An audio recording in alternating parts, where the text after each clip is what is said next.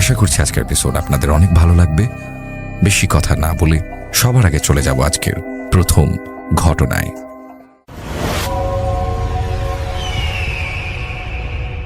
আসসালামু আলাইকুম রাসেল ভাই, আসসালামু আলাইকুম লিসেনার্স, আশা করি সবাই ভালো আছেন। আজকে আমি যে ঘটনাটি আপনাদের সাথে শেয়ার করব, এই ঘটনাটি একটি হসপিটাল কেন্দ্রিক ঘটনা।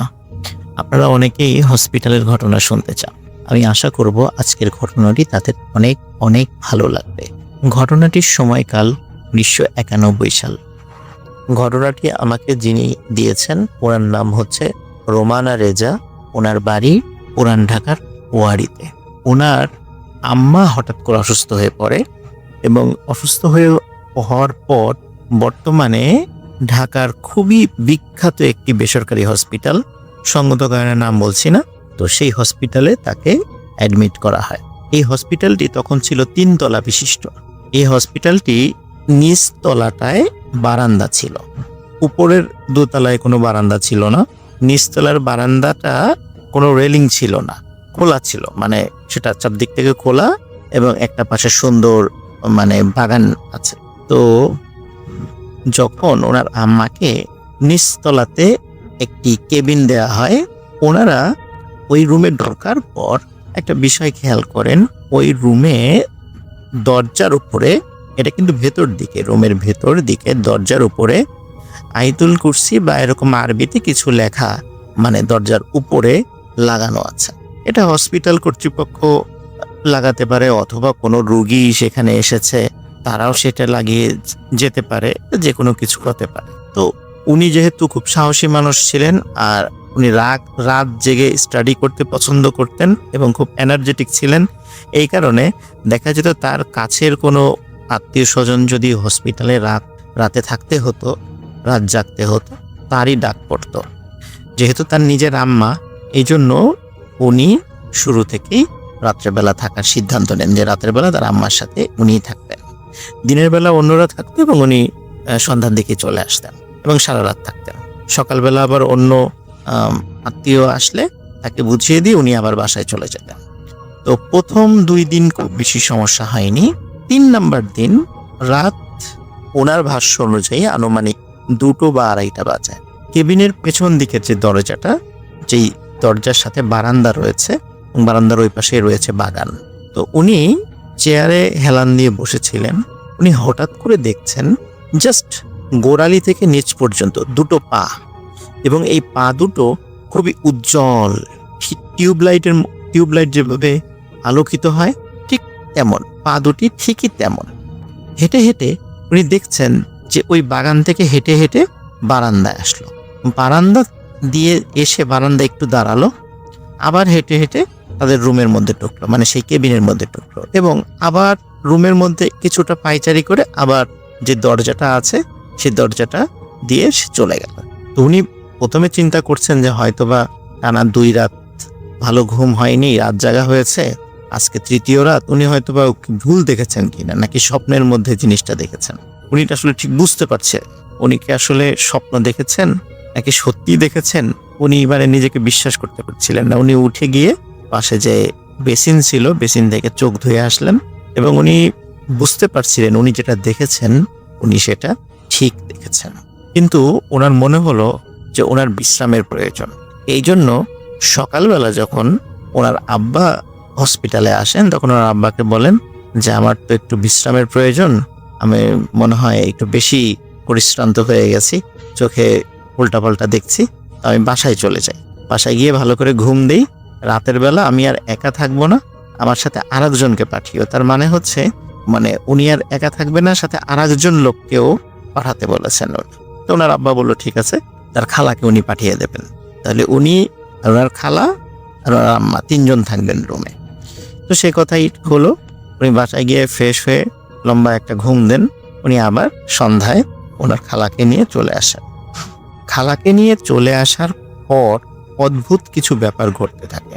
সেটা হচ্ছে যে খালা কিন্তু রাত জাগার প্রিপারেশন নিয়ে আসছেন এবং উনি সারাদিন ঘুমিয়েছেন যাতে করে উনি রাত জাগতে পারেন।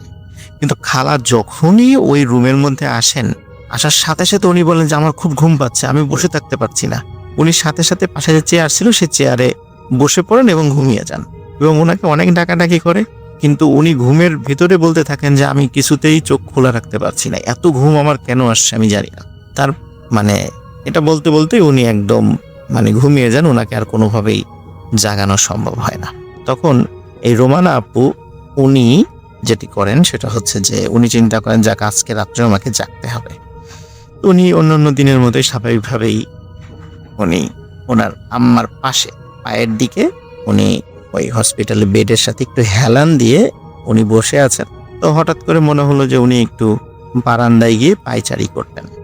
উনি বারান্দার দিকে যান, বারান্দার দিকে গিয়ে হঠাৎ করে একটা জায়গায় ওনার চোখ আটকে যায়। উনি দেখেন ওনাদের যে বারান্দাটা, এই বারান্দা বরাবর ঠিক অপোজিট পাশে দোতলাতে একটি রুমের লাইট জ্বালানো। আমি আগের থেকে বলে নিয়েছি দোতলাতে কোনো বারান্দা ছিল না, সেটা সরাসরি রুমের মতো, সেই রুমে কোনো বারান্দা নেই।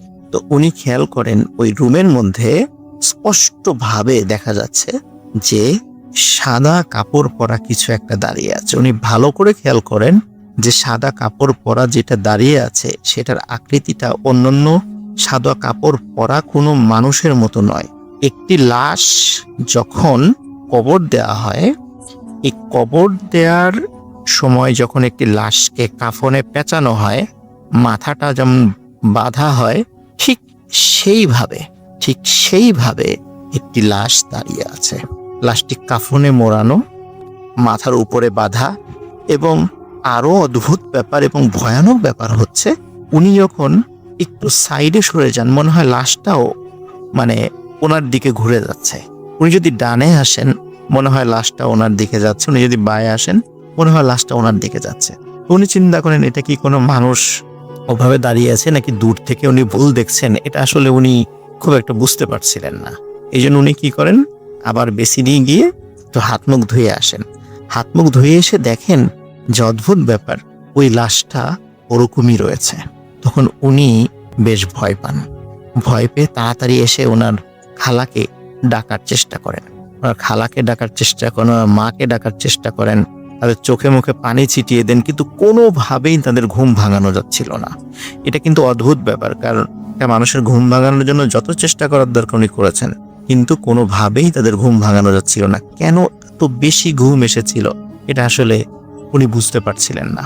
পরবর্তীতে উনি যখন ভয়ে ভয়ে আবার দোতলার ওই জানালার দিকে তাকান, তখন দেখেন ওটার ভেতরের ওই রুমের লাইট বন্ধ হয়ে গেছে এবং ওখানে কেউ নেই। প্রথমে উনি ভাবেন যে হয়তোবা উনি ভুল দেখেছেন, কিন্তু সকালবেলা উনি দোতলার ওই জায়গাটাতে ওই রুমের ওইখানে যান, গিয়ে দেখেন সেই রুমটা তালাবন্ধ এবং মনে হচ্ছে গত কয়েক মাসে ওই রুমে কোনো রুগী আসেনি, রুমটা বেশ ময়লা আবর্জনা রয়েছে। তখন ওইখানে একজন নার্সকে জিজ্ঞেস করেন যে গতকালকে কি এইখানে কোনো রুগী ছিল? তখন নার্স খুব অবাক হন যে কেন আপনি এই প্রশ্ন করছেন কেন? তখন উনি বলেন যে গতকালকে রাত্রে আমি এইখানে একজন মানুষকে দেখেছি সাদা কাপড় পরা। তখন নার্স খুব হেসে দেন যে ইম্পসিবল, এটা হতেই পারে না, গত কয়েক মাসে এই রুমে কোনো মানুষ ঢোকেনি, আর যেহেতু এটার বারান্দা নাই সুতরাং এখানে তো অন্য পাশ থেকে মানুষ আসার কোনো সুযোগই নাই, আপনি ভুল দেখেছেন। উনি বলছেন না আমি এইখানেই দেখেছি, কিন্তু নার্স বলে আপনি এটা অসম্ভব, এখানে কোনো মানুষ গত কয়েক মাসে আসেনি, এই রুমে পরিষ্কারও করা হয়নি এবং এখানে কোনো রুগীও আসেনি, আপনি ভুল দেখেছেন। তখন ওনার মনে খটকা লাগে, তাহলে আমি রাত্রে কি দেখলাম, এটা এই কাফন পরা এটা কি দেখলাম? তো উনি আসলে নিজের মনকে বিশ্বাস করাতে পারছিলেন না। প্রথম দিন উনি যেই বডি ছাড়া পা দেখেছিলেন এটা প্রথমে কাউকে বলেননি, কিন্তু এই ঘটনাটা ঘটার পরে উনি ওনার অন্যান্য আত্মীয় স্বজন, ওনার মা, ওনার খালা, ওনার বাবার সাথে ঘটনাটা শেয়ার করেন। ঘটনাটা শেয়ার করার পরে তারা বলেন যে তুমি এটা ভুল দেখেছো, ওটা তো অন্য কোনো মানুষও থাকতে পারে, এই বলে তারা তাকে সান্ত্বনা দেন। এর পরে কয়েকদিন কোনো ধরনের কোনো সমস্যা হয়নি, স্বাভাবিক ছিল, উনিও স্বাভাবিকভাবে ছিলেন। কিন্তু একটা অদ্ভুত ঘটনা ঘটে যায় এর ঠিক 5 থেকে 7 দিনের মাথায়। ওনাদের নিচতলাতেই ঠিক পাশের রুমে একটি ঘটনা ঘটে। সেটা হলো সকালবেলা খুলনা থেকে, ওনার ভাষ্য অনুযায়ী খুলনা থেকে একটি রুগী আসে যার শরীরের ভিতরের গুরুত্বপূর্ণ অর্গানগুলো টোটালটাই নষ্ট হয়ে গিয়েছিল। তো এরকম একটি রুগী যখন সেখানে নিয়ে আসা হয়, নিয়ে আসার পরে ওই রুগীর সাথে বেশ কিছু আত্মীয় স্বজন ছিলেন, তারা খুব কান্নাকাটি করছিলেন। ওদিকে রোগীর অবস্থা সিরিয়াস হওয়ার কারণে ওই কেবিন থেকে সব লোকদেরকে বের করে দেয়া হয়, কাউকে ভিতরে ঢুকতে দেয়া হচ্ছিল না। এমনকি ওই রুগীর সাথে থাকা ওই রুগীর মা এবং ওই রুগীর স্ত্রীকেও রুম থেকে বের করে দেওয়া হয়, বলে যে আপনারা পরে আসবেন। এদিকে ওই সময়টা ছিল খুব ঠান্ডা, কারণ ওইটা 1991 সালে জানুয়ারি কি ফেব্রুয়ারি মাসের দিকে ঘটনা। ওই সময় খুব ঠান্ডা ছিল। ঠান্ডা থাকার কারণে এই ঘটনা কিন্তু দিনের বেলার ঘটনা বলছি। ঠান্ডা থাকার কারণে মানে দিনের বেলা এবং সকালবেলা ছিল। তো সকালবেলা যেহেতু স্বাভাবিকভাবেই ঠান্ডা ছিল, ওই সময় শৈত্য প্রবাহও পড়েছিল। আর ওই রুগীর স্ত্রীর সাথে ওই রুগীর 7-8 বছর বয়সী একটা বাচ্চাও ছিল, এবং বাচ্চার নাম ছিল হচ্ছে জনি। রোমানা আপু আমাকে বলেছেন ওই বাচ্চার নামও তার মনে আছে, বাচ্চার নাম ছিল জনি। তারা খুলনা থেকে এসেছিলেন। তো রোমানা আপুর আম্মা বললেন যে ওরা তো বাইরে কষ্ট পাচ্ছে ঠান্ডার মধ্যে, তাহলে আমাদের রুমে বসতে বলো। তো রোমানা আপু তাদেরকে ডাক দিলেন এবং ডেকে বললেন আপনারা আমাদের রুমে বসেন, ডাক্তার বললে তখন আবার আপনার হাজবেন্ডের রুমে, আপনার ছেলের রুমে যায়। যেহেতু ওনার ওয়াইফ এবং মা এবং বাচ্চা এই 3 জনকে তখন ওনার বাইরে দাঁড়িয়েছিল দেখে তাদেরকে ওনাদের রুমে নিয়ে আসেন, একদম ওনাদের পাশের রুমের ঘটনা আর কি। ওনারা বসে আছেন, কথা বলছেন যে কি হয়েছে না হয়েছে এইগুলো ওনারা শেয়ার করছিলেন। হঠাৎ করে রোমানা আপু দেখতে পেলেন যে ওনাদের যে রুমের পশ্চিম দিকের যে দেয়ালটা, মানে পশ্চিম দিকের দেয়ালের ওই পাশটাতেই হচ্ছে আর মানে ওই রুগীটার আছে। তো পশ্চিম দিকে দেয়ালের একদম রুফ বা ছাদের ভেতর, মানে ছাদে হঠাৎ একটা জিনিস ওনারা দেখতে পান। রোমানা দেখেন যে একটি কালো মেঘের মতো, ঘন মেঘের মতো, আমরা যেমন আকাশে যেরকম মেঘ দেখি এরকম মেঘের মতো একটা জিনিস দেয়াল ভেদ করে বের হলো এবং ছাদটা টাচ করে আস্তে আস্তে পূর্ব দিকে চলে যাচ্ছে। উনি অবাক হয়ে সেটা দেখছেন এবং পূর্ব দিকে গিয়ে মনে হলো যে একটু দাঁড়ালো, মেঘটা দাঁড়ালো, আবার পূর্ব দিকে দেয়ালের সাথে আস্তে করে মিলিয়ে গেল। তখন রোমানা আপুর আম্মু তাকে বলেন যে রোমানা, আমি যেটা দেখেছি তুমিও কি সেটা দেখেছো? বলে হ্যাঁ মা, আমিও তো সেটাই দেখেছি। যখনই দেয়ালটা ভেদ করে চলে গেছে ওই মেঘটি, তখন ওনাদের রুমে একজন নার্স প্রবেশ করে ওই 2 জন মহিলা এবং ওই বাচ্চা তাদের উদ্দেশ্যে বলে যে আপনাদের রোগী মারা গেছে। তখন তারা তো ছুটতে ওই বসে চলে যায়, কিন্তু তারা কিন্তু ওই মেঘটা দেখেনি। তো অদ্ভুত ব্যাপার যে কেন ওই মেঘটা পশ্চিম দিকের ওই পাশ থেকে বের হয়ে এসে আবার পূর্ব দিকের দেয়ালের দিক দিয়ে মিলিয়ে গেল, কেন এটা হলো? তো ওনারা যেটা বলেছেন যে আসলে তার ইন্তেকালের পরে আত্মাটা ওই দিক দিয়ে চলে গেছে, হয়তো আজরাইল আলাইহিস সালাম ওই দিক দিয়ে আত্মাটা নিয়ে গেছেন, এবং যেহেতু ওইখানে তার মা, স্ত্রী এবং সন্তান ছিল, এই জন্যই হয়তো এই দিক দিয়ে এইভাবে গেছে। এটা একটা অদ্ভুত ব্যাপার ছিল। আমি এটা শোনার পরে আসলে এটা আমার কাছেও বিশ্বাস করতে খুব কষ্ট হচ্ছিল। তো ঘটনাটি আমার ধারণা ছিল যে হয়তো এখানেই শেষ, কিন্তু আর একটা বিষয় এখানে যুক্ত হয়। সেটা হচ্ছে 1991 সালে ওনার আম্মা অসুস্থ ছিল, ঠিক 2010 সালে একই হসপিটালে ওনার আব্বাকে ভর্তি করায়। ওনার আব্বা একজন গভর্নমেন্ট অফিসার ছিলেন, মোটামুটি খুবই ভালো লেভেলের একজন কর্মকর্তা ছিলেন। তো যার কারণে ওখানে ভিআইপি কেবিনে তাকে ওঠানো হয়। আর ওখানে ওইটা ছিল, উনি আমাকে বলেছেন ওই হসপিটালের দোতলাতে 207 নম্বর রুমে ওনারা অবস্থান করছিলেন, কিন্তু পরবর্তীতে ওনার আব্বার অবস্থা খারাপ হওয়ার কারণে আইসিইউতে শিফট করা হয়। কিন্তু ওনারা, রোমানা আপু এবং ওনার আম্মা তখন ওই 207 নম্বর রুমেই ওনারা ছিলেন, কারণ আইসিইউতে তো ওনারা থাকতে পারবেন না, তো ওনাদের তো হসপিটালে অবস্থান করতে হবে, এই জন্য 207 নম্বর রুমে ওনারা ছিলেন। তো ওনারা খেয়াল করলেন ওনাদের পাশে এক রুম পরে 209 নম্বর রুমে সাদা কাপড় পরা, অধিকাংশ লোকই সাদা কাপড় পরা, মনে হচ্ছে খুব সম্ভ্রান্ত বংশের এবং পরহেজগার পরিবারের বেশ কিছু লোক, কিছু মহিলা, কিছু পুরুষ একজন রুগীকে নিয়ে আসলো। রুগীকে নিয়ে আসার পরে ওই রুমের মধ্যে থেকে ওর গুঞ্জন শুনছে যে তারা কথা বলছে, এবং ওনাদের কয়েকজন আত্মীয় স্বজন রুমের বাইরেও দাঁড়ানো। তো রোমানা আপু খুব অবাক হচ্ছেন, কি মানে ওনাদেরকে দেখে খুব সম্ভ্রান্ত এবং পরহেজগার বলে মনে হচ্ছে। এটা কিন্তু 2010 সালের ঘটনা। আমি ফার্স্টে যে ঘটনাটা বলেছি এটা 1991 সালের ঘটনা। 1991 সালে ওনার আম্মা অসুস্থ ছিলেন, আর 2010 সালে আব্বা অসুস্থ হন। তো উনি হঠাৎ করে খেয়াল করেন যে সিঁড়ি দিয়ে একটা 6-7 বছর বয়সী একটি বাচ্চা মেয়ে দৌড়ে আসছে, সাদা একটি ফ্রক পরা, খুব সুন্দর একটি বাচ্চা মেয়ে। তিনি অবাক হয়ে ওই বাচ্চা মেয়েটার দিকে তাকিয়ে থাকেন। ওই মেয়েটার সাথে একটা অদ্ভুত জিনিস ছিল, যেটা রোমানা আপু খেয়াল করেন। সেটা হচ্ছে, মনে হচ্ছিল ওই মেয়েটার সাথে ছোট্ট একটা মানে বালিশের মতো, মানে আমরা যেরকম মহিলাদেরকে ছোট্ট ভ্যানিটি ব্যাগ দেখি, মনে হচ্ছে যে ওই মেয়েটার সাথে একটি ভ্যানিটি ব্যাগের মতো আছে, সেটার আকৃতি একটা ছোট্ট বালিশের মতো, এবং সেটি একটি মনে হচ্ছে একটি আলোর একটা বক্স, মানে সেটার ভিতর থেকে আলো ঠিকরিয়ে বের হচ্ছে, মনে হচ্ছে ওটা একটা আস্ত একটা লাইট। মেয়েটি দৌড়ে দৌড়ে কি করলো, ওই 209 নাম্বার রুমটাতে চলে গেল, এবং 209 নাম্বার রুমে ঢোকার কয়েক সেকেন্ডের মধ্যেই ওই রুম থেকে আর্তনাদের শব্দ, সবার কান্নার শব্দ। তো উনি ছুটে ওই রুমে চলে গেলেন, গিয়ে দেখলেন যে ওই বেডে একটি পুরুষ এবং বয়স্ক পুরুষের মৃতদেহ পড়ে আছে, এবং ওই রুমে কোনো বাচ্চা মেয়ের কোনো নিদর্শনই নাই। উনি চিন্তা করলেন যে তাহলে এই পাশে ওয়াশরুম হয়তো বা থাকতে পারে, ওয়াশরুমের দিকে যেতে পারে বাচ্চা মেয়েদের। উনি দেখলেন না, এই রুমটার সাথে অ্যাটাচ ওয়াশরুম নাই, বারান্দাও নাই, তাহলে এই মেয়েটা কোথায় গেল? ওই সময় যেহেতু মানুষ মারা গিয়েছে, কৌতূহল হয়ে কাউকে জিজ্ঞেস করা যাচ্ছে না, কিন্তু পরবর্তীতে লাশ বের করার সময় ওই রোগীর একজন আত্মীয়ের কাছে জিজ্ঞেস করেছিলেন যে আচ্ছা, একটু আগে আমি একজন মেয়েকে ঢুকতে দেখেছি, আপনারা কি দেখেছেন? বলে কই না তো, আমাদের সাথে কোনো মেয়ে, ছোট বাচ্চা মেয়ে আসে নাই, আর আমরাও কোনো মেয়েকে দেখি নাই। উনি খুবই অবাক হন যে তাহলে আমি কি দেখলাম। উনি প্রথম 1991 সালে যে ঘটনাটা ফেস করেছিলেন, যে একটি মেঘের মতো মেঘ চলে গেল, তারপর একজনের মৃত্যু হলো, আবার একটি বাচ্চা মেয়ে সে ওই রুমে ঢুকলো, কয়েক মুহূর্তের মধ্যে তার মৃত্যু হয়ে গেল।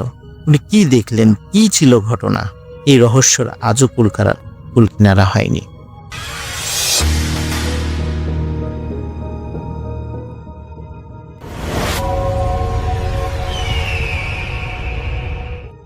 আসসালামু আলাইকুম, আপনাদের সবাইকে সাদর আমন্ত্রণ জানাচ্ছি। আমি আহমেদ বাবু।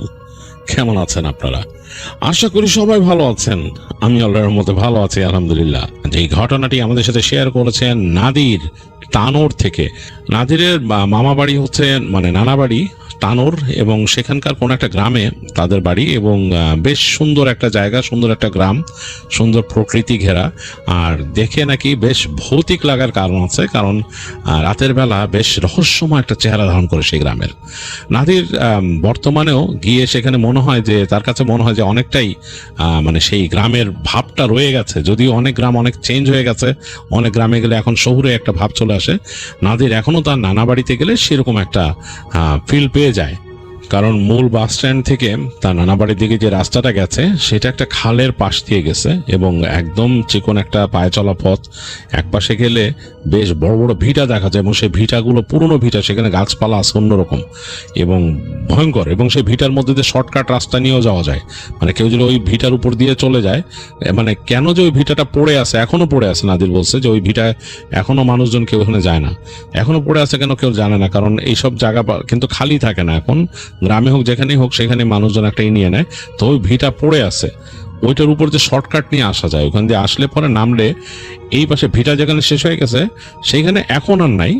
যেই ঘটনার সাথে সম্পৃক্ত যেই জায়গাটা, সেটা ছিল একটা বাসা ছিল, সেইটাও একটা পরিত্যক্ত ভিটার মতো, সেটার ওইখান থেকে গাছপালা ছিল অন্যরকম। তো কেউ ওইখানে যেত না, ভয়ে পাই মারাইতো না ওই ভিটারে। তো সেই ভিটার পাশ দিয়ে নাকি রাস্তাটা বের হয়ে আবার যে নর্মাল রাস্তাটা খালের পাশ যাচ্ছে ওটার সাথে মিলছে, এবং সেদিক দিয়ে যে মোড় নিয়ে গেলে যে রাস্তাটা পড়ে সেটা একটা লম্বা রাস্তা, দুই পাশে গাছ, আর মানে গাছ লাগানো রাস্তা দুই পাশে, এবং পাশে বিস্তীর্ণ ফসলের মাঠ, মানে অনেক দূর পর্যন্ত চাষাবাদের জায়গা শুধু, এবং এত বেশি বড় যে দূরের যে অন্য জায়গার যে রাস্তা ঘুরে গেছে দূরে, সেটা একদম ছোট্ট রেখার মতো লাগতো দুই পাশের মানে রাস্তা দুইটা। তো এরকম, এবং সেখান থেকে সোজা গেলে পরে এক সময় ওই রাস্তা যেখানে শেষ হয়েছে সেখান থেকে আবার এরকম পায়ে চলা পথ দিয়ে যেতে হতো তার নানা বাড়ি। তো যাই হোক, পায়ে চলা পথ বলতে মানে ওখান থেকে চলতো রিক্সা ভ্যান এগুলো চলতো। তো এখন পর্যন্ত সেখানে নাকি ওই যে ব্যাটারি চালিত রিক্সা ওইভাবে চলে না, যেভাবে চলার কথা অন্যান্য জায়গায় যেরকম ভিড় হয়ে গেছে ওরকম না। তো যাই হোক, এই ঘটনা যেটা সেটা হচ্ছে 90s ঘটনা, 90s মাঝামাঝির দিকে তার মামার সাথে, তার মামার নাম শাহিন, তার সাথে ঘটছিল। নাদিরের মামা গেছিল তাদের বাসা থেকে শহরে, আর কি শহরে বলতে তাদের যে ওখানে জেলা শহর, সেখানে গেছিল কোর্ট কাচারির কাজে।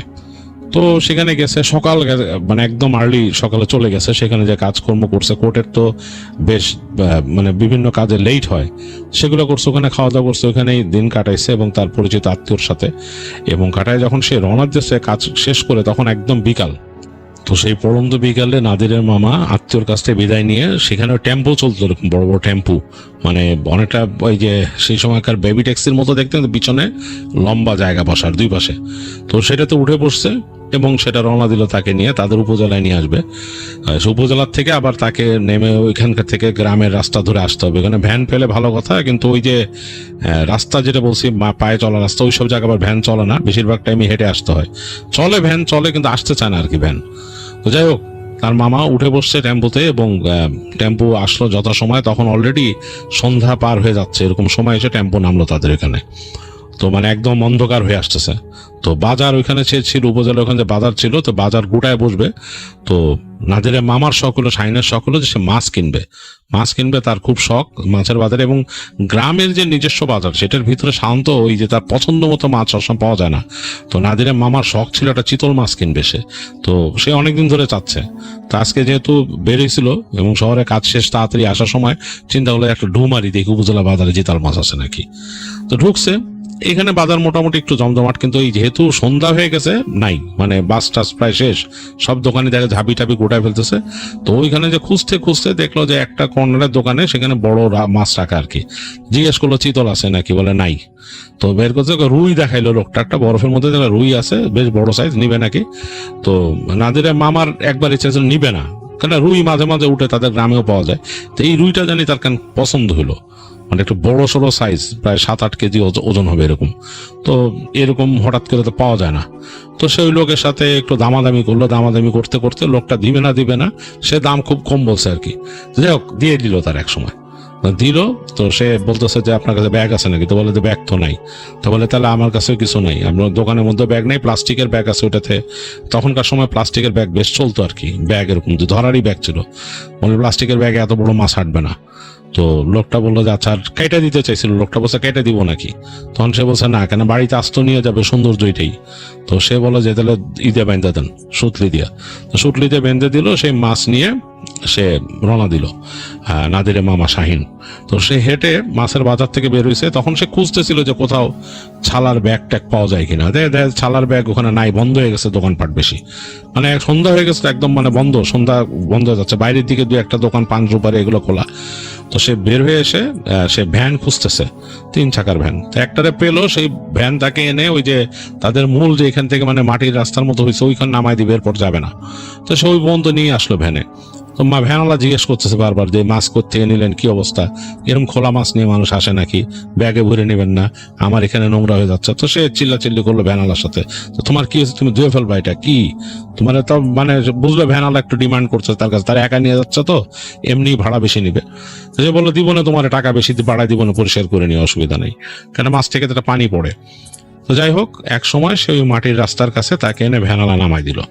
তো তিনিও নেমে গেলেন টাকা দিয়ে।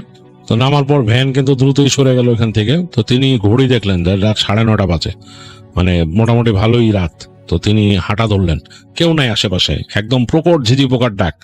তিনি আসতেছেন, তা হাতের বাদিকে তার ওই খালটা পড়ছে, খালটা দেখা যাচ্ছে, খালের ওই পারে গাছগাছালি, এই সত্যি বেশ বাতাস চলতেছে, কারণ মানে তখন গ্রীষ্মকাল, বাতাস চলতেছে।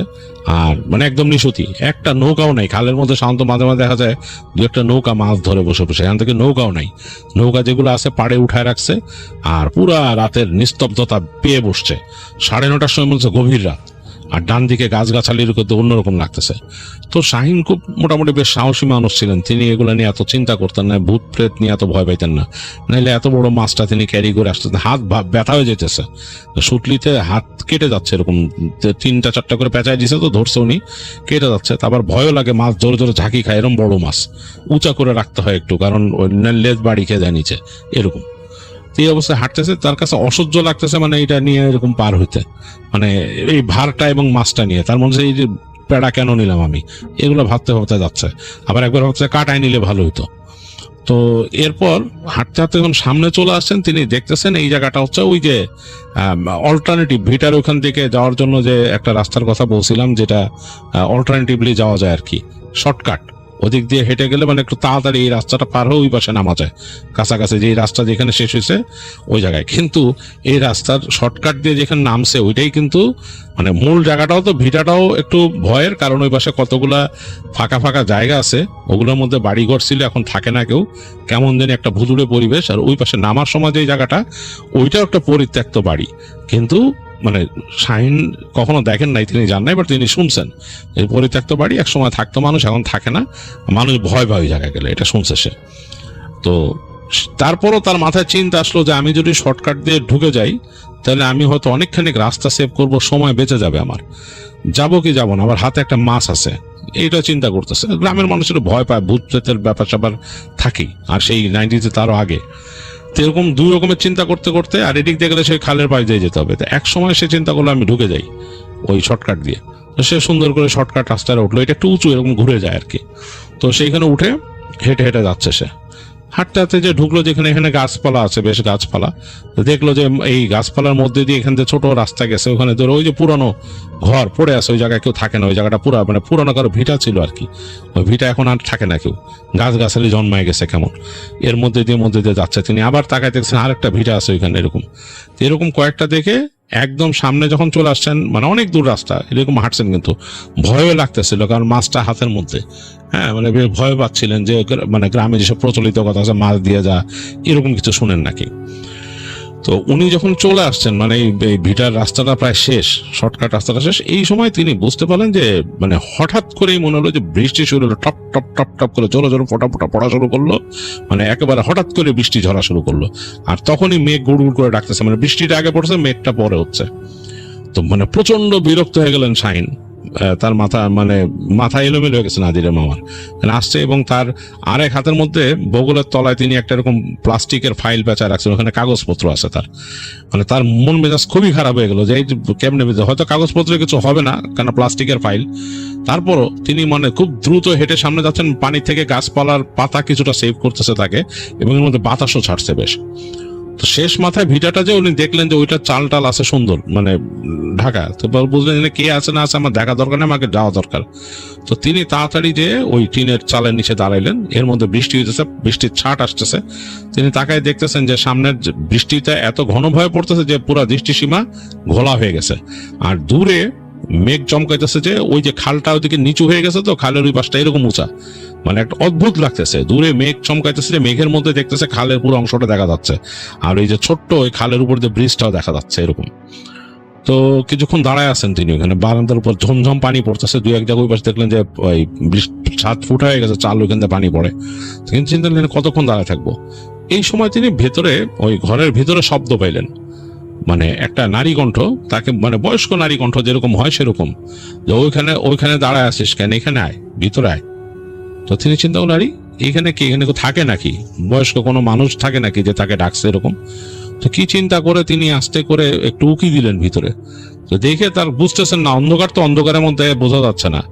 আবার যখন নাকি বাইরে বজ্রপাত চমকাইলো, আলো হইলো, আলোতে তিনি বুঝলেন যে একটা অবয়ব, বয়স্ক মানুষ, এই মিলি সেকেন্ডের জন্য বোঝা গেল একটা বয়স্ক মানুষের অবয়ব বসে আছে কোনায়, ঘরের মধ্যে তেমন কিছুই নাই মনে হচ্ছে একটা, তবে এটা বোঝা গেল যে ঘরে কোনার মধ্যে মাটির চুলা টাইপের কিছু আছে, ওখানে বসে আছে। তো তিনি ওই যে বয়স্ক মানুষের একটা অবয়ব হালকা আলোতে বুঝতে পারছেন। তিনি এখান থেকে বলতেছেন যে কি তাতেই, আমি তো এখানে বৃষ্টির জন্য দাঁড়াইছি, চলে যাব, বৃষ্টি থামলে চলে যাবো, অসুবিধা নেই। তো বলছে আয় ভিতরে আয়, আবার শুনতেছে মানে ওই কণ্ঠ, ভিতরে আয়। তো তিনি চিন্তা করলেন যে আর ডাকতেছে, এটা অভদ্রতা দেখায়, তিনি আস্তে করে ঢুকলেন, ঢুকে বলছে আলো নাই আপনার এখানে, কি ব্যাপার, অন্ধকারে বসে আছেন কেন? বলে আলো জানবো, তুই বয়, এখানে বয়। কি কিনেছে হাতে, কি এটা, মাছ? তো শাহিন অনিচ্ছা সত্ত্বেও বলতেছেন হ্যাঁ মাছ। তার কাছে অবাক লাগতেছে যে বয়স্ক মহিলা অন্ধকারে এই মাছ কেমনে দেখতেছে এরকম আর এত ভাবে। তো মহিলা কিন্তু বলছে আরে কি সুন্দর রুই মাছ রে, কতদিন মাছ খাই না। তারপর তিনি অবাক হয়ে গেলেন যে মহিলা এখান থেকে রুই মাছও ডিটেক্ট করতেছে, কতদিন মাছ খাই না, কি বলে। তার মনের মধ্যে একটা কু ডাক দিল আর কি, শাহিনের একটু ভয় লাগা শুরু করলো মধ্যে। ফট করে তিনি কানের কাছে শব্দ পেলেন, কেমন একটা মানে বাজে বটকা গন্ধ, আর কানের কাছে একটা শব্দ, মাছটা আমারে দিয়ে যা। একদম ওই মহিলারই কণ্ঠ, একদম তার কানের পাশে বলছে মাছটা আমার দিয়ে যা। তো শাহিন তাড়াতাড়ি মাথা ঘুরাইলেন, এরকম ফট করে তাকালেন, দেখলেন যে তার থেকে প্রায় 2 ফিট দূরে মানে মানে এখন কিন্তু আলো আধারিতে বোঝা যাচ্ছে, কেন বাইরের একটা আলো আছে আকাশের, যদিও বৃষ্টি হচ্ছে আকাশের আলো আছে, কিন্তু সে বোঝা যাচ্ছে যে একটা বয়স্ক মহিলা মনে হয়, কুজা টাইপের বসে আছে, তার থেকে 2 হাত ধরে হাত দিয়ে তার মাছটার গায়ে হাত বুলাচ্ছে এরকম। আর কথা বলছে যে তার কানের কাছে, সে বুঝছে যে মাথাটা তার কানের কাছে আনছিল, এর জন্য সে একটা বোটকা গন্ধ পেয়েছে। এবং এর মধ্যেই বজ্রপাত চমকাইল বাইরে, প্রচন্ড শব্দ হলো, এবং এই বিজলির আলোতে তিনি দেখলেন যে মহিলার সব চুল মনে হচ্ছে একদম মানে সাদা, মানে মহা সাদা, মানে সোনের মতো সাদা, তিনি 1 সেকেন্ডে দেখতে পারছেন। আর এই বিজলির আলোতেই তার চোখে পড়ছে মহিলার মুখটা মনে হচ্ছে শত কুঞ্চনে ভরা, চোখের জায়গাটা মনে হচ্ছে ছানি পড়া এরকম। তো শাহিনের বুকের ভেতরে এমন ভয় করে উঠলো এই চেহারাটা দেখে, যে মহিলাটা আবার মুখটা মনে হয় বেজার করে রাখছে, ঠোঁট ঠোঁট কেমন করে। তো সে মাছের এই সুতলিগুলো তো তার হাতে পেঁচানো ছিল, সে ওই সুতলি ধরে একটা লাফ দিল এই সাইডে, মানে গেটের এই পাশে, না বলে সেই পাশে চলে আসলো। তার মাছও ছেঁচড়ায় তার সাথে আসতেছিল, সে দৌড় দিয়ে দরজার বাইরে চলে যাবে, সে শাহিন দৌড় দিয়েছে দরজার দিকে। এই সময় তার মাছটাকে চেপে ধরছে এরকম করে হাত দিয়ে, মাছটা ধরে ফেলছে ভেতর থেকে, 2 হাত দিয়ে ধরে ফেলছে। সে বুঝতে পারলো যে 2টা হাত, এরকম বয়স্ক মানুষের হাত, এরকম কুচকুচানো, মানে কুচকানো চামড়া, এরকম 2টা হাত চিকন চিকন ধরে বসছে মাছটাকে। তো শাহিন ওই সুতা ধরে টান মারছে, সে মাছ নিয়ে যাবে, কারণ অনেক টাকাতে কিনছে, সে টান দিয়েছে। তখন ওই টানের চোটে মাছের কানের কাছে, যে কানের ফুলকির কাছে যে সুতাটা দিয়ে বাঁধছে মুখের, ওই জায়গাতে ছিঁড়ে চলে গেল, পুরো জিনিসটা ছিঁড়ে চলে আসলো, মাছটাকে টেনে ভিতরে নিয়ে গেল ঘরের ভিতরে। তো সে ভয়ের চোটে আর কিছু চিন্তা করলো না, মানে উদ্ভ্রান্তের মতো সে লাফ দিয়ে পড়ছে, পড়ে সে শুধু মেক শিওর করলো যে তার ফাইলটা আছে, যে তার এখানে, সে ওইটা নিয়ে সে দৌড়ানো শুরু করলো পানির মধ্যে দিয়ে, বৃষ্টির মধ্যে দিয়ে। এদিকে চরম বর্ষণ হইতেছে, সে দৌড়াচ্ছে, দৌড়াতে দৌড়াতে ব্রিজ পার হয়ে ওই পাশে চলে আসছে। তার দৌড় তো বন্ধ হয় না, একদম দৌড়াইতে দৌড়াইতে সে বাসায় এসে পড়লো। এক সময় বাসায় এসে প্রচন্ড ভয়ে, মানে তখনও তার বুক কাঁপতেছে ভয়, সেটা কি দেখলো, এসে সে দরজা জোরে জোরে নক করছে, তার বাসার মানুষ দরজা খুলছে, খোলার পর তারে দেখে তো অবাক, যে এরকম অবস্থা কেন, পানিতে একদম ভেসে গেছে, কাদা মাটি লেগে গেছে একদম নিচে, আর তার ওই ফাইলও মানে প্লাস্টিকের হতে বেঁচে গেছে পুরো ভিজা উপর দিয়ে। যাই হোক, তারে ঘরের মধ্যে নিল, নিয়ে তারে সবাই মুছলো টুসলো, এই শরীর টরি মুছে দিল। তো সে তখন বলল যে সে কি দেখে আসছে, এরকম বললো। তো নাদিরের নানা তখন অনেক বকাবকি করলো, যে তোমাকে কে বলছে ওই ভিটার মধ্যে দিয়ে আসতে, এমনকি তোমার রাতের বেলা ওইরকম মাছ নিয়ে আসতে বলছে কেউ দিক দিয়ে, ওই জায়গা ভালো না, তোমার জানো না তোমরা কেউ এত বছর এখানে কেন মানুষ এসছো, অনেক কিছু বকাধকা করে। যাই হোক, এগুলো শোনার পরে সে কি করবে, আর শাহিন বেচারা সে শুনে এগুলা।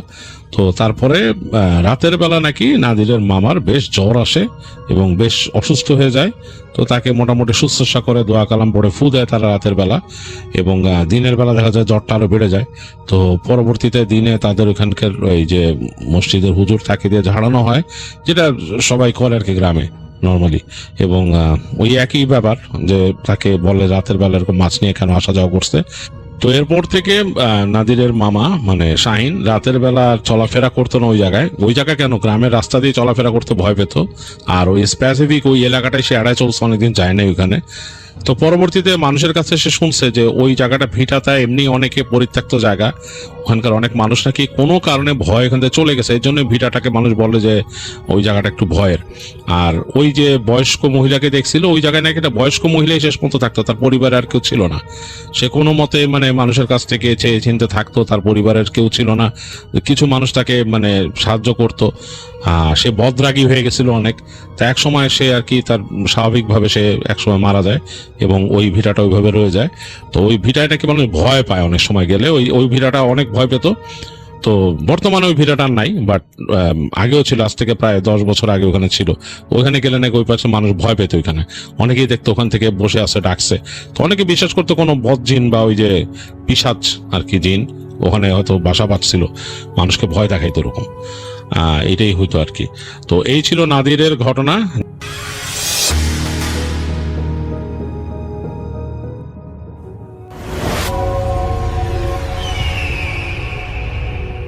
আসসালামু আলাইকুম লিসনার্স, সবাইকে আমন্ত্রণ জানাচ্ছি আমি ডক্টর আলিফ। আশা করছি আপনারা সবাই ভালো আছেন, সুস্থ আছেন। তো ঘটনা শুরু হয় 2017 সালের শেষের দিকে। টাঙ্গাইলের একজন পীর সাহেবের ঘটনা। পীর সাহেবের দরবার ছিল এবং প্রচুর লোকজনের আনাগানা ছিল সব সময়। মানুষজন আসতো বিভিন্ন সমস্যা নিয়ে তার কাছে, তিনি ঝাড়ফুঁক করে দিতেন। কোনো সময় গরিব লোকদের টাকা পয়সা দিয়ে সাহায্য করতেন, আবার সন্ধ্যার সময় তিনি তার মুরিদদের নিয়ে জিকির করতেন। বিভিন্ন সমস্যা নিয়ে তিনি আসা লোকদের ঝাড়ফুঁক করতেন ঠিক সন্ধ্যার পরপরই। তিনি সবসময় তার কাছে কাচের বোতল রাখতেন। যদি কোনো জিনে ধরা রোগী আসতো তার কাছে, তবে সেই জিনগুলোকে তিনি বোতলে ঢুকিয়ে ফেলতেন যদি জিনগুলো যেতে রাজি না হতো। ব্যাপারটা এমন ছিল যে সেই পীর জিনকে বলতেন চলে যেতে, যদি না যাইতো তাহলে মারধর করতেন। তখন কিছু জিন যেতে চাইলে চলে যেতে দিতেন, না যেতে চাইলে বলতেন চলে যান, এলে বোতলে ঢুকিয়ে ফেলবো। তো যারা যেতে চাইতো না তাদেরকে বোঝানোর সুযোগ না দিয়ে তিনি বোতলে ঢুকাতেন এবং সেই বোতল নিয়ে তিনি তার মুরিদদের দিয়ে মাটি চাপা দিয়ে রাখতেন। মুরিদ বলতে তার আশেপাশের অ্যাসিস্ট্যান্টদেরকে দিয়ে। যেহেতু তিনি জিনকে বন্দি করেছেন, তাই সেই জিনের আত্মীয় স্বজনরা যেন সেই পীর বা পীরের পরিবারের কোনো ক্ষতি করতে না পারে, সেজন্য তিনি প্রতিদিন 8টা করে তাবিজ তার বাড়ির চারিপাশে পুঁতে দিতেন তার মুরিদদেরকে নিয়ে। এটি তিনি প্রতিদিন করতেন, কারণ তিনি খুব ভালো করেই জানতেন বন্দি জিনদের জন্য অন্যান্য জিনেরা হামলা করতে পারে, এতে পরিবারের পরিবারের ক্ষতি হতে পারে, এবং সেজন্য সে প্রতিদিন তার বাড়িতে তাবিজ পুঁতে দিতেন যাতে কোনো ধরনের জিন প্রবেশ করতে না পারে। এভাবে উনি ওনার কাজ চালিয়ে যেতে লাগলেন। একদিন ওনার একজন মুরিদ, যিনি সব সময় ঝাড়ফুঁকের কাজে পীরকে সাহায্য করতেন, তিনি ঘুমের মধ্যেই মারা যান।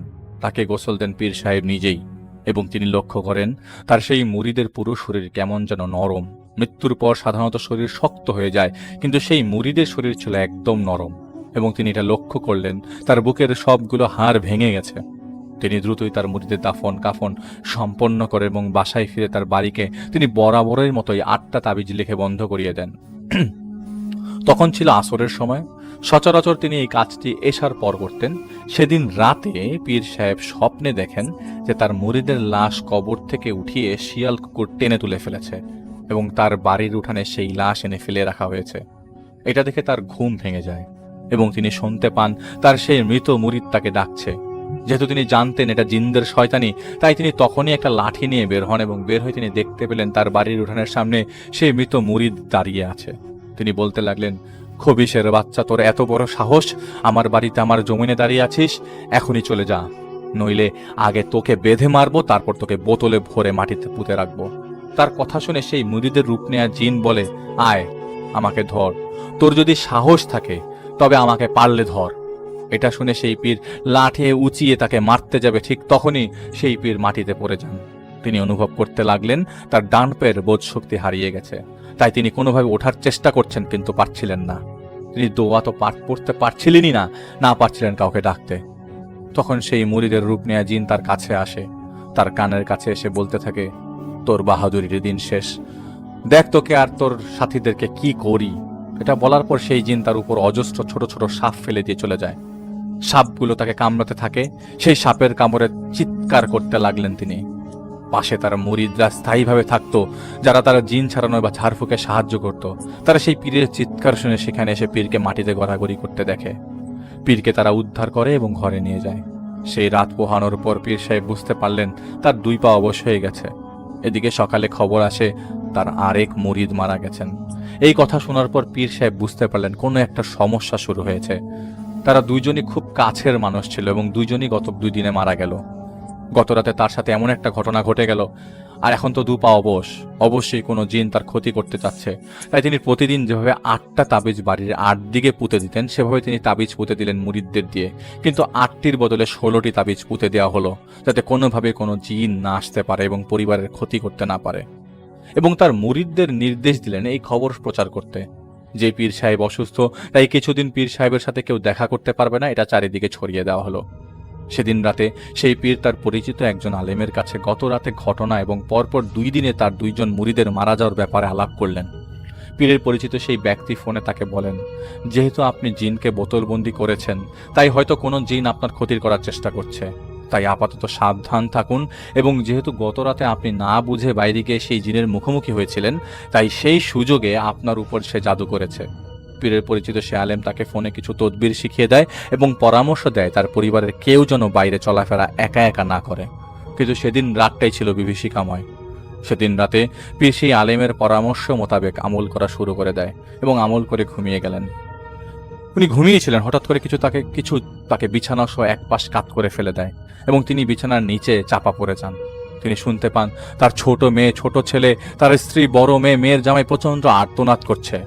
তিনি নিজেও চিৎকার করছিলেন। তখন তিনি শুনতে পান কেউ টেনে হিচড়ে তার পরিবারের সদস্যদের তার বাড়ির ডাইনিং রুমে এনে বসিয়ে দিয়ে বলেন, একদম চুপ হয়ে বসে থাক তোরা, না হলে তোদের জবাই করে ফেলে দিব, তোদের বাড়ির পাশের পুকুরে ফেলে রাখবো। তখন পীর বলছিলেন, আমাকে পারলে মার, আমাকে আটকে রেখে আমার পরিবারকে ভয় দেখাচ্ছিস, পারলে আয়। পীর এটা বলার সাথে সাথে তার উপর থাকা বিছানাটা কেউ সরিয়ে ফেলে এবং পীরকে উপরে টেনে তুলে ঘাড় ধরে এবং তাকে নিয়ে যায় ডাইনিং রুমে। পীর দেখতে পান তার পরিবারের সবাই সেই ঘরের কোণে একটা কোণে বসে আছে। তখন পীর দেখতে পেলেন অজস্র কালো কালো ছায়ামূর্তি তাদের ঘিরে রেখেছে, তাদের চোখগুলো ছিল লাল, পুরো ঘরটা যেন গরম। পীর ভয় পেয়ে গেল।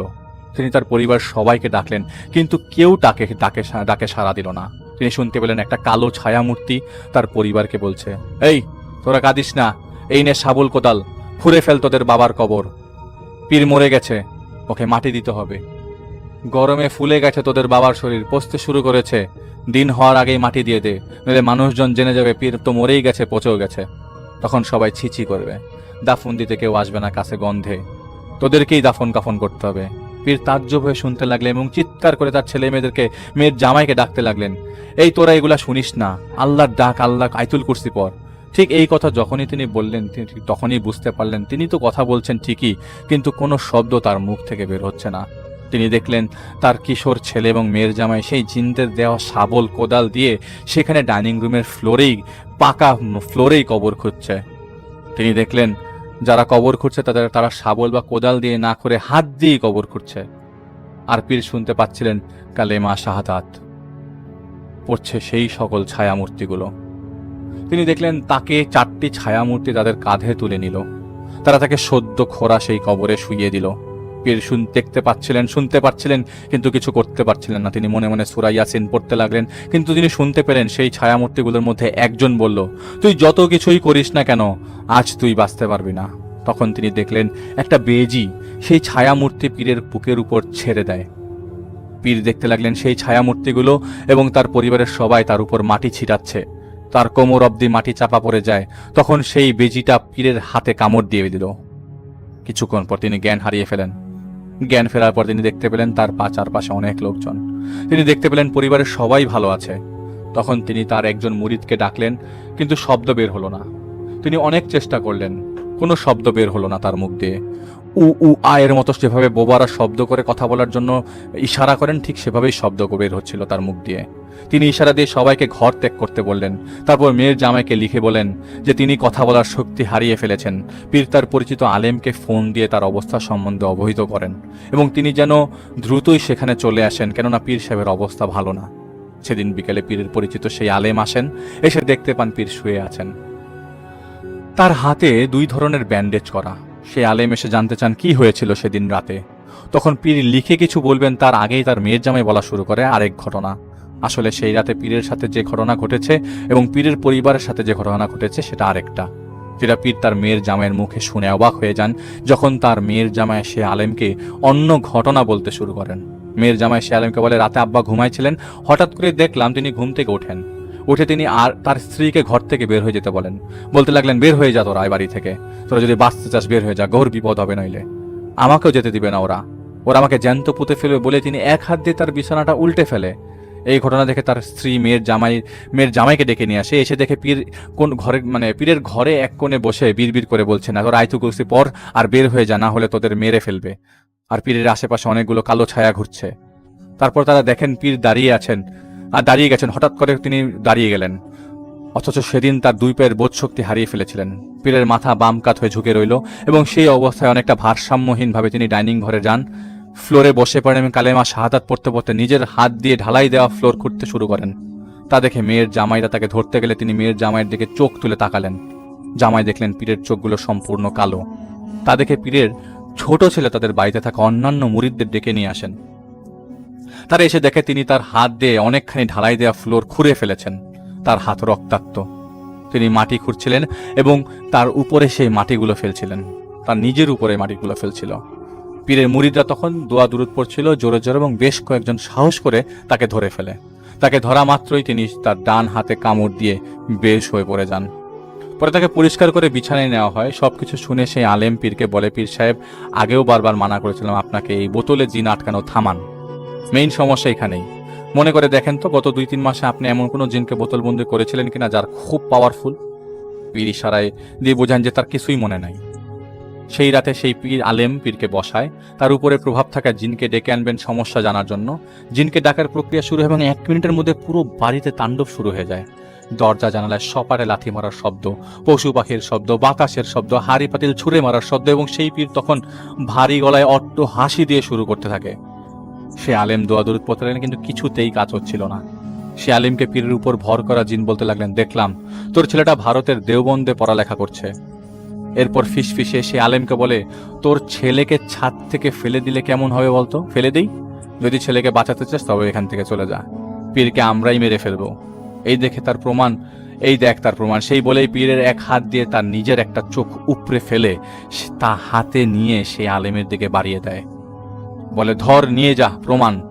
কেউ যদি আসিস ওকে বাঁচাতে পীরকে, তবে ওর শরীরের এক একটা অংশ এভাবে কেটে কেটে পাঠাবো। এত কিছু দেখে সে আলেম সেখান থেকে পালিয়ে যায় এবং পীর তার উপড়ানো চোখ হাতে নিয়ে তার পরিবারের সদস্যদের দেখাতে লাগে এবং বলতে লাগলেন, চলে যা, তোদেরও এই হাল হবে। তখন সেই রাতে তার পরিবারের বাড়ি থেকে বের হয়ে যায়। এদিকে পীরের হুঁশ ফিরে আসে। হুঁশ আসার পর তিনি দেখলেন পুরো বাড়িতে তিনি একা, আর তার সামনে তার পরিবারের সবার লাশ পড়ে আছে। একটা ছায়ামূর্তি তাকে বলে, তুই নিজের হাতে এদের মেরেছিস, এখন এদের দাফন করতে হবে। পীরের মাথায় কিছু কাজ করছিল না। তিনি দেখতে লাগলেন তার পরিবারের সদস্যদের লাশ কবরে নামানো হয়েছে, আর তিনি তা দেখে উনি দৌড় দিয়ে সেই ঘর থেকে বেরিয়ে যান। বাইরে বেরিয়ে তিনি দেখতে পান অসংখ্য ছায়ামূর্তি দাঁড়িয়ে আছে। তিনি বেহুশ হয়ে পড়ে যান, তার ঘুম ভেঙে যায়। তিনি নিজেকে আবিষ্কার করেন তার এক মুরিদের বাড়িতে। তিনি দেখলেন তিনি এখন কথা বলতে পারছেন, হাঁটতে পারছেন, সবকিছু করতে পারছেন। তিনি অস্বস্ত হন তার পরিবারকে, তার পরিবার সুস্থ দেখে। তিনি সবকিছু বলেন তিনি গত 2 রাতে যা যা দেখেছেন। সেদিন তিনি বিশ্রাম নিচ্ছিলেন। বিকেলের দিকে তার ছোট ছেলে হঠাৎ একটা গাছের নিজের মাথা নিজে বাড়ি মারছিল এবং চিৎকার করে বলছিল, পীরের বাচ্চা, তুই যদি ফিরে না আসিস আজ এখানে এভাবেই তোর ছেলেকে মেরে ফেলবো। এই বলতে থাকে এবং সেই গাছের নিচে নিজের মাথা নিজেই বাড়ি মারতে থাকে এবং রক্তাক্ত করা অবস্থা। অনেক তাকে টেনে সেখান থেকে সরিয়ে আটকে রাখে। পীর এসে দোয়া দুরুদ পড়তে থাকে তার ছেলের উপর। পীর তখন সুস্থ, হাঁটতে পারছে, সবকিছু করতে পারছে, কিন্তু তখনই ছেলেটার খিঁচুনি শুরু হয়, মুখ দিয়ে ফেনা আসতে শুরু হয়। তা দেখে পীর তার ছেলেকে জড়িয়ে ধরে বলে, কি চাস তোরা? আমার ছেলেকে ফেরত দে, বল কি চাস? তখন ছেলের ভেতর থেকে জিন বলে ওঠে, তোর বাড়িতে তুই ফিরে আয়, যদি ফিরে আসিস তাহলে তোর ছেলেকে ছেড়ে দেব। উনি ছেলেকে বাঁচানোর জন্য বলেন, আমি যাব। এটা বলার পর জিন তার ছেলেকে ছেড়ে দেয়। পীর ঢাকার এক হুজুরের কাছে তার মেয়ের জামাইকে পাঠিয়ে দেন এবং ফোন দিয়ে তার সমস্যার কথা বলেন এবং সাহায্য চান। পীর বুকে কোরআন ঝুলিয়ে আল্লাহর নাম নিয়ে সেই বাড়িতে ফেরত যান, তার নিজ বাড়িতে। কোরআন সাথে থাকার কারণে জিনগুলো কিছু করতে পারেনি তার। তিনি জিজ্ঞেস করেন, কি চাস তোরা? কেন আমার কাছে এমন করছিস? কেন এরকম করছিস আমার সাথে? আমি যদি তোর কারোর কোনো আত্মীয়কে বন্দি করে থাকি তাহলে বল, আমি ছেড়ে দিব তাকে। আমার বাড়ি ছেড়ে চলে যা। সেই জিনরা তাকে বলে, এইখানে একটা কবর তুই খুঁড়বি যতদিন লাগে, যদি না করিস তবে তোর ছেলে মেয়েদের কবর খুঁড়তে হবে। উনি বললেন, কবর কেন খুঁড়বো? সেই জিনরা বলে, আমাদের অনেক ক্ষতি করেছিস তুই, আমরা তোকে শাস্তি দিব। তোর শাস্তি ছিল নিজের হাতে নিজের কবর খুঁড়বি, তারপর যেদিন মরে যাবি সেদিন এখানে তোকে মাটি দিব। এটাই তোর শাস্তি, কেউ তোকে বাঁচাতে পারবে না। সেদিন থেকে সেই পীর সেই বাড়িতেই থাকতেন, একা থাকতেন এবং প্রতিদিন খালি হাতে সেই জিনদের কথা মতো ঘরের মধ্যে কবর খুঁড়তেন যতটুকু পারতেন। এর মধ্যে তার মেয়ের জামাই বেশ কয়েকজনকে এনেছিল এবং সমস্যার সমাধান করতে, কিন্তু তারা বাড়িতে প্রবেশই করতে পারেনি জিনদের কারণে। 1 মাস চলে যায় এভাবে। এদিকে পীরের গ্রামের সবাই জেনে যায় এই ঘটনা। ধীরে ধীরে কেউ যদি সেই বাড়ির ভেতর যায়, তার গায়ে বিভিন্ন রকমের ব্যাঙ তাদের শরীরে এসে পড়তো। ছোট ছোট বিভিন্ন রকমের সাপ তাদেরকে কেউ ছুঁড়ে মারত। তাই পীর সাহেব বাইরে দাঁড়িয়ে থাকতেন এবং তার মুরিদরা এসে তাদেরকে খাবার দিয়ে চলে যেত। যেহেতু তিনি একাই থাকছেন, তার সাথে প্রতিটা রাতে সেই জিনরা অত্যাচার চালাতো এবং তাকে দিয়েই তার কবর খোঁড়ানোর কাজ করে যাচ্ছিল খালি হাতে। সেই গ্রামের একজন লোক জাহিদ ভাইয়ের ব্যাপারে জানতো এবং জাহিদ ভাইয়ের সাথে সেই পীরের মেয়ের জামাইয়ের যোগাযোগ করিয়ে দেয়। তো জাহিদ ভাইয়ের সাথে তার মেয়ের জামাই দেখা করেন এবং সবকিছু শেয়ার করেন। জাহিদ ভাই সবকিছু শুনে আন্দাজ করে নেয়, যেহেতু তিনি জিন বোতলে বন্দি করতেন, তাই হয়তো অন্যান্য জিনেরা যোগসাজশে তার উপর প্রতিশোধ নিচ্ছে। রাতে জাহিদ ভাই আমির সাহেবকে পীরের নাম ঠিকানা দেয় এবং জাহিদ ভাই জাহিদ ভাই জিনকে এবং সবকিছু খুলে বলে, উনি অপেক্ষা করতে বলে চলে যান। প্রথম কথাটি হলো, জ্ঞান অনেক সময় জ্ঞানী ব্যক্তিকে অহংকারীতে পরিণত করতে পারে। সে না জানি কত বছর যাবত এভাবে বোতলে জিন বন্দির কাজ করে এসছে, তা সে নিজেই বলতে পারবে। যেই আসতো তাকেই বোতলে ভরে ফেলতো। এটা ছিল তার জ্ঞানের অপব্যবহার। সে জানতো কোনো একদিন বড় বিপদ হবে, আজ তাই হয়েছে। তার বন্দি করা জিনদের আত্মীয় স্বজনরা বেশ কয়েকবার চেষ্টা করেছে তার উপর হামলা করতে, কিন্তু বন্দি স্বজনদের উদ্ধার করতে, কিন্তু তার তাবিজ প্রতিদিন পুতার কারণে তারা পারত না। তাই তারা তার চেয়ে বেশি শক্তিশালী বেশ কয়েকজন জিনের সাহায্য নেয়। তারপরও কাজ না হয় তারা বেদুইন জিনদের কাছে যায়, যারা মরুভূমিতে বাস করে দল বেঁধে। আরবের বেদুইনরা যেমন বিভ্রান্ত এবং আক্রমণাত্মক ছিল, এরাও তেমন স্বভাবের। তাদের মধ্যে যারা প্রবীণ তারা অনেক আক্রমণাত্মক এবং শক্তিশালী, তার মায়া জাদু জানত। সেই বন্দি জিনদের আত্মীয়রা তাদের সাথে চুক্তি করে এখানে তাদেরকে নিয়ে এসেছে। সেই বেদুইনরা তার 2 জন ঘনিষ্ঠ বন্ধুকে ঘুমের মধ্যে ভয় দেখিয়ে মেরে ফেলেছে। তার আগে তারা জেনে গিয়েছিল কোথায় কোথায় সেই বোতলগুলো পোতা আছে। তারা সব জায়গার বোতল তুলে ফেলতে পারলেও কিছু বোতল তুলতে পারেনি, যেই বোতলগুলো তাদের ঘরের মাঝখানে কোথাও পোতা আছে। যে কোনো কারণে তারা তুলতে না পেরে পীরকে এখন জোর করিয়ে সেই বোতলগুলো উদ্ধার করার চেষ্টা করছে। আর পীর এবং পীরের পরিবারের সাথে যা হয়েছিল আসলে তা ছিল মায়াজাল। তারা তাদের চোখে জাদু করে এক একজনকে এক একটি দেখাচ্ছিল। তারা যদি চায় আমরা তাদের সাহায্য করব, এবং যা করা দ্রুত করতে হবে আমির সাহেব অপেক্ষা করতে বলেন। এবং জাহিদ ভাই তখনই তার মেয়ের জামাইকে সবকিছু বলে ফোনে, এবং তারা নিজেরাই আলাপ আলোচনা করে রাজি হয়। ওকে। এবং কিছু বিষয় এখানে আমি মেনশন করছি না, যেসব জিনিসগুলা মেনশন না করার মতোই আর কি। তো জাহিদ সাহেবের আমির সাহেবকে তাদের রাজি হওয়ার কথা বলার পর জাহিদ ভাইকে বলেন যে একদিন পর চলে যেও, তুমি আসো এখানে। এবং জাহিদ ভাইয়ের আমির বলে যে তুমি রোজা রাখবে সেদিন, তোমাকে একাই যে সেই পীরের বাড়ি থেকে বের করে আনতে হবে। জাহিদ ভাইয়ের আমির তাকে বলছে, এবং জাহিদ ভাই বলে আমি যদি একা যাই তবে তো আমার ক্ষতি করতে পারে। তো জাহিদ ভাইয়ের আমির বলেন যে তোমাকে একাই যেতে হবে, শরীর বন্ধ করে যাবে, মন শক্ত রেখে যাবে, সেই পীরকে বের করে আনতে হবে। তিনি জাহিদ ভাইকে কিছু জমজমের পানি দেন এবং একটা ছোট্ট বোতলে দেন, এবং বলে দেন সেখানে যাই কিছু হোক না কেন জাহিদ ভাইকেই বের করে আনতে হবে, ওই পীর সাহেবকে। রাত হলে উনি আসবেন এবং তার সাথীদের নিয়ে। তো জাহিদ ভাই একদিন পর সেখানে যায়, তার পরিবারের সাথে কথা বলে। আগেও জাহিদ ভাই বলেছেন যে জাহিদ ভাই যা বলেছিল যে জাহিদ ভাই দেখলে বোঝে মানুষের অবস্থা কি, সেই এলাকার অবস্থা কি, সেই বাড়ির অবস্থা কি। কারণ যেই ধরনের কাজ জাহিদ ভাই করে তা দেখলে মনে হবে জাহিদ ভাইকে দিয়ে হবে না এটা। হঠাৎ করে একটা ধাক্কা লাগে, সেই ধাক্কাটা তারা খায় জাহিদ ভাইকে দেখে, এবং তারা কিছুটা কানাঘুষা করছিল জাহিদ ভাইকে নিয়ে, যাতে জাহিদ ভাই তাদের চেহারা দেখেই বুঝতে পারে যে ঘটনা খারাপ এই জায়গায়। এবং জাহিদ ভাই তাদের চেহারা দেখে বুঝতে পারছিল যে তারা বুঝে গেছে জাহিদ ভাই এখানে আসছে এবং জিনিসটা খারাপ হতে পারে। তো জাহিদ ভাই আমির সাহেবের কথা মতো পীরের এক মুরিদের সাহায্য নিয়ে সেই বাড়ির সামনে যে দাঁড়ায়। সত্যি বলতে মনে মনে ভয় লাগছিল না জাহিদ ভাইয়ের, এবং কোনো জিনিসের মুখোমুখি যে এর আগে হয়েছিল এটাতে কেমন একটা ভয় লাগছিল না। জাহিদ ভাই শরীর বন্ধ করে সেই বাড়িতে ঢোকে, দেখতে পায় ঘর ভর্তি ব্যাঙ এদিক ওদিক লাফাচ্ছে। বিকেলের আলোতেও অন্ধকার লাগছিল। জাহিদ ভাই কিছু শব্দ শুনতে পায় গুনগুনানোর।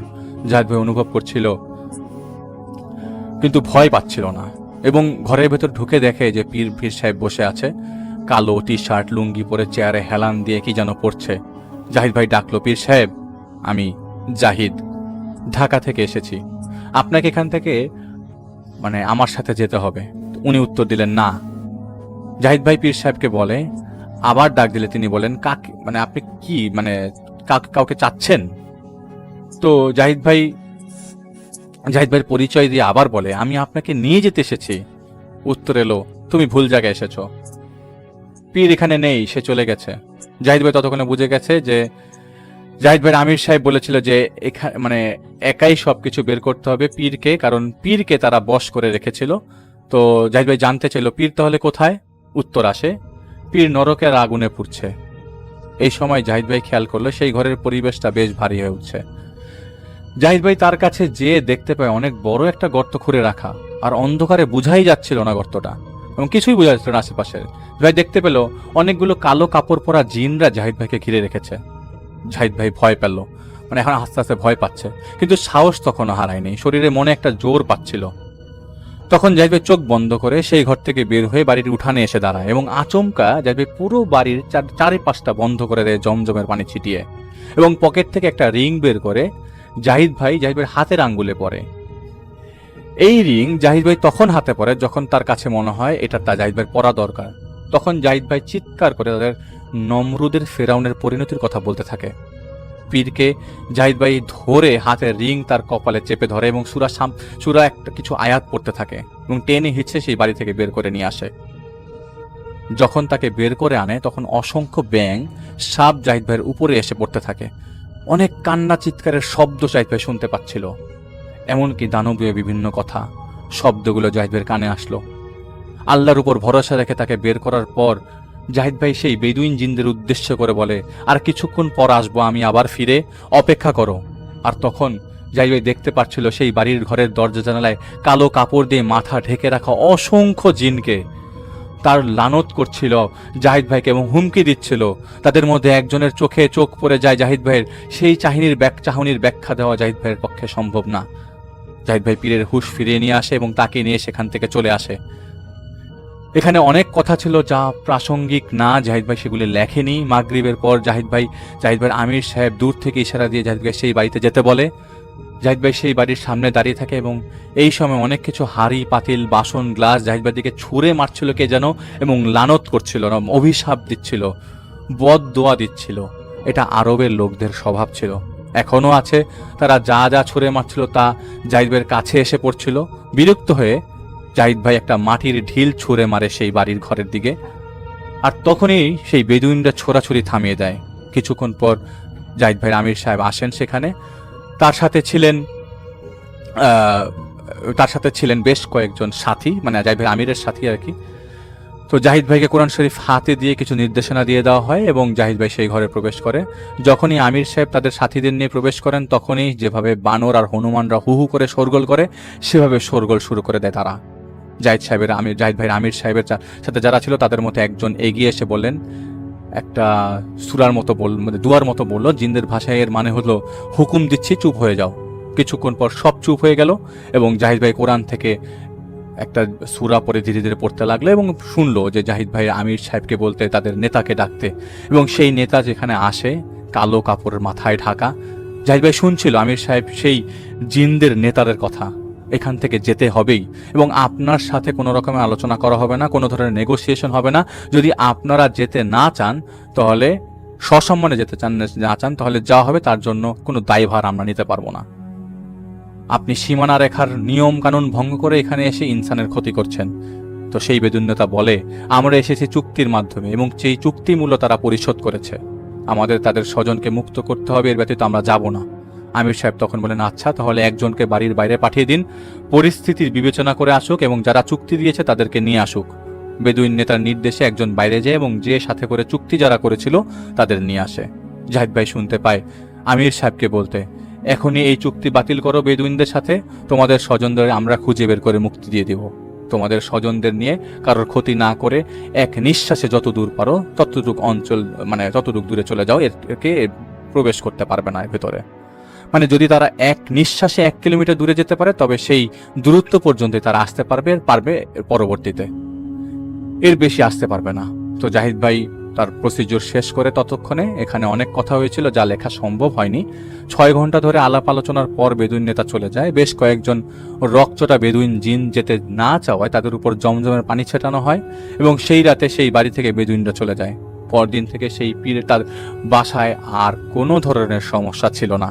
বেদুইনরা চলে যাওয়ার পরদিন সন্ধ্যার পর জাহিদ ভাই এবং জাহিদ ভাইয়ের আমির সাহেব সেই বাসায় ঢুকে পীরের মেয়ের জামে এবং 2 জন মুরিদকে নিয়ে জাহিদ ভাই আমির সাহেবের নির্দেশ মোতাবেক আরো 6 ফুট গর্ত করে 34টি বোতল পাওয়া যায়, যার মধ্যে 7টি ভাঙা ছিল। সেই বোতলগুলো তুলে বড়ই পাতা সিদ্ধ পানি দিয়ে ধুয়ে রেখে দেওয়া হয় এবং জাহিদ ভাইয়ের সামনেই এখানে আরো কিছু প্রসিডিউর শেষ করে কিছু জিনিস পরে 90 বার ফু দেওয়া হয় এবং রাত 3টার দিকে বোতলবন্দি জিনদের আত্মীয়রা আর ক্ষতি করবে না এবং ক্ষতির ষড়যন্ত্র করবে না এই বিশ্বাস দিয়ে বেদুইনরা সেই বাড়ির ভেতর থেকে 8টা বড় গর্ত খুঁড়েছিল পীরকে দিয়ে, সেই গর্তগুলো ভরিয়ে দেওয়া হয় এবং 10-12 দিন পর পীর সাহেব তার পরিবার সহ সেই বাড়িতে ফিরে আসে এবং সেই আগের মতো তিনি তার দরবার খুলেন এবং তার পরিচালনা শুরু করেন। কিন্তু তফাৎ ছিল একটাই, তিনি আর কোনো রকম ঝাড়ফুঁক করতে পারবেন না এবং করবেন না। পীর জানতো যে একদিন তার ক্ষতি হবে, কারণ জিনদের বন্দি করবে আর তার স্বজনরা বসে থাকবে, এমন তো হবে না। তাই সেই প্রতিদিন তাবিজ পুঁতে দিত এবং জাহিদ ভাইয়ের এই কাহিনীগুলোকে বাঁচার জন্য আর কি। তো এইটাই ছিল ঘটনা।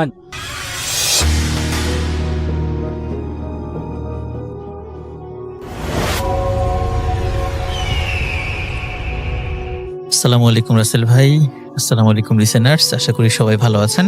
এই মুহূর্তে আমি যে এই স্টোরিটি আপনাদের সাথে শেয়ার করতে যাচ্ছি, ঘটনাটি আমাকে দিয়েছে আপনাদের সকলের প্রিয় আলামিন। ঘটনাটি আরাফাত সানি নামক একজন ভাইয়ের কাছ থেকে আলামিন সংগ্রহ করেছে।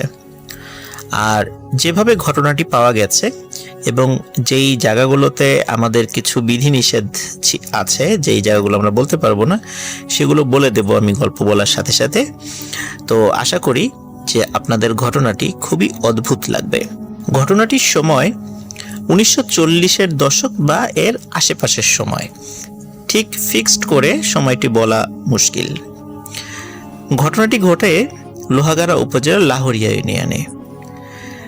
লাহোরিয়া ইউনিয়নের যে গ্রামটিতে ঘটেছে, সঙ্গত কারণে সেই গ্রামের নামটা বলতে পারছি না, যেহেতু নিষেধ রয়েছে। ওই গ্রামে সৈয়দ বাড়ি নামক একটি নামকরা বাড়ি ছিল। সেই বাড়িতে হঠাৎ একজন আগন্তুক আসেন। আগন্তুক এসে সৈয়দ বাড়ির যিনি কর্তা ছিলেন তাকে অত্যন্ত বিনয়ের সাথে বলেন যে তার কোনো আত্মীয় স্বজন কেউ নাই, উনি এই বাড়িতে থাকতে চান এবং কাজকর্ম করে দিতে চান। সৈয়দ বাড়ির যিনি কর্তা ছিলেন উনি মানুষ হিসেবে অত্যন্ত ভালো মানুষ ছিলেন এবং ন্যায়পরায়ণ এবং নামাজ কালামি মানুষ ছিলেন। তো উনি যখন ওই ব্যক্তিকে দেখলেন, তাকে দেখে ওনার খুব ভালো লাগে। ওনার এক কথাতেই তিনি রাজি হয়ে যান এবং তাকে থাকার জন্য একটি ঘর দেন। ওই ব্যক্তি যেই নামে পরিচিত ছিল, সঙ্গত কারণে সেই নামটিও বলা যাচ্ছে না, নিষেধ রয়েছে। তো তিনি খুব আল্লাহওয়ালা একজন মানুষ ছিলেন। তিনি অন্যান্য দিনের মতো যে সমস্ত কাজগুলো সাধারণত করতে হয় স্বাভাবিকভাবে সেই কাজগুলো তিনি করতেন এবং সেই সাথে অত্যন্ত বুজুর্গ ব্যক্তি ছিলেন। নামাজ, জিকির, আজগার, তসবিহ, তাহলিল এবং যদি কখনো মানুষকে উপকার করার দরকার হতো যে কোনো সময়, তিনি চেষ্টা করতেন। মানুষের কাছে ওনার পরহেজগারিতা যখন আস্তে আস্তে প্রকাশ পেতে থাকে, অনেকেই তার কাছে ঝাড়ফুঁক করার জন্য আসতেন এবং উনি ঝাড়ফুঁক করলে আল্লাহর অশেষ রহমতে সে সমস্ত ব্যক্তিরা ভালো হয়ে যেতেন। অনেক সময় জিনে ধরা মানুষও তার কাছে নিয়ে আসা হতো। তিনি ঝাড়ফুঁক করে দিলে এই জিনে ধরা মানুষরাও সুস্থ হয়ে যেত। এভাবে ওনার বিভিন্ন কর্মকাণ্ডের কথা চারদিকে ছড়িয়ে পড়ে এবং গ্রামের এবং আশেপাশের গ্রামেরও বেশ কিছু মানুষ ওনার ভক্ত হয়ে যান। ওনাকে ভক্ত যেহেতু যারা অনেকে ভক্তরা আছেন, বিভিন্ন ফল মূল অনেক কিছু খাবার ওনাকে এনে দিতেন, উনি সেগুলোও খেতেন এবং অন্যান্য বাড়িতে মানুষ থাকলে যেভাবে কাজকর্ম সাধারণত করে ওই সৈয়দ বাড়ির, উনিও খুব স্বাভাবিকভাবে সেই কাজগুলি করতেন এবং সৈয়দ বাড়ির প্রত্যেকটি মানুষের কাছেও উনি খুব আস্থাভাজন এবং ভালোবাসার মানুষ ছিলেন। দেখতে দেখতে 5 থেকে 6 বছর কেটে যায়। ওনারও বয়স হয়েছিল। একদিন রাত্রে দেখা গেল তিনি মারা গেছেন। সকলের হৃদয় ভেঙে যায়, শোক নেমে আসে পুরো গ্রামে। কোথায় তাকে কবর দেওয়া হবে এই নিয়ে চুলচেরা বিশ্লেষণ চলতে থাকে। সিদ্ধান্ত হয় পাশে একটি কবরস্থান রয়েছে, এই কবরস্থানেই তাকে কবর দেওয়া হবে। ওনাকে স্থানীয়ভাবে সকলে পাগল পীর নামে ডাকতেন, কারণ ওনার কিছু কিছু কাজ একটু পাগলাটে মনে হতো অনেকের কাছে, যার কারণে অনেকেই তাকে পাগল পীর নামে ডাকতেন। এই ডাক নিয়ে অবশ্য তার কোনো মাথা ব্যথা ছিল না, তিনিও বিষয়টা ভালোভাবেই নিয়েছেন, ভালোবেসেই নিয়েছেন। ভালোবাসা এবং ভালো লাগা সবকিছু মিলিয়েই ওনার প্রায় 5 থেকে 6 বছর ওই গ্রামে অতিবাহিত হয়ে যায়। উনি যখন মারা যান, গ্রামের লোকজন একটি কবরস্থানে যখন কবর দেওয়ার জন্য ডিসিশন নেন, তখন যেই রাত্রে মারা যান, পরের দিন সকালে হঠাৎ আরেকজন আগন্তুক আসেন। আগন্তুক এসে বলেন যে আপনারা যাকে পাগল পীর হিসাবে চেনেন, তিনি আসলে আর কেউ নন, তিনি আমার খুবই নিকট আত্মীয় এবং উনি আমার মেয়ের হাজবেন্ড, আমার জামাই। সকলে বলে তাহলে এতদিন আপনি কোথায় ছিলেন? উনি মারা গেছে গত রাতে, আপনি আজ দিনের বেলা এসে বলছেন আপনার মেয়ের জামাই। তখন উনি বলছেন ওই লোকটি যে আসলে আমার একটাই মেয়ে ছিল, এই মেয়ের সাথে আমি এই ছেলেটির বিবাহ দেই। এই ছেলেটি অত্যন্ত ভালো মানুষ, তাদের ঘরে একটি পুত্র সন্তানের জন্ম হয়, কিন্তু কোনো এক অজানা রোগে আমার মেয়ে এবং আমার ওই নাতি মারা যায়। এই শোক আমার জামাই সহ্য করতে পারেনি, যার কারণে তিনি কাউকে কিছু না বলে নিরুদ্দেশ হয়ে যান। আমারও যেহেতু আর কোনো আত্মীয় স্বজন নাই, আমার মেয়ে নাতি এরাই ছিল আমার সবচেয়ে ভালোবাসার মানুষ, কিন্তু তারাও যখন মারা যায় এবং আমার জামাইও যখন নিরুদ্দেশ হয়ে যায় শোকে, তখন আমিও আমার জামাইকে খোঁজার চেষ্টা করি।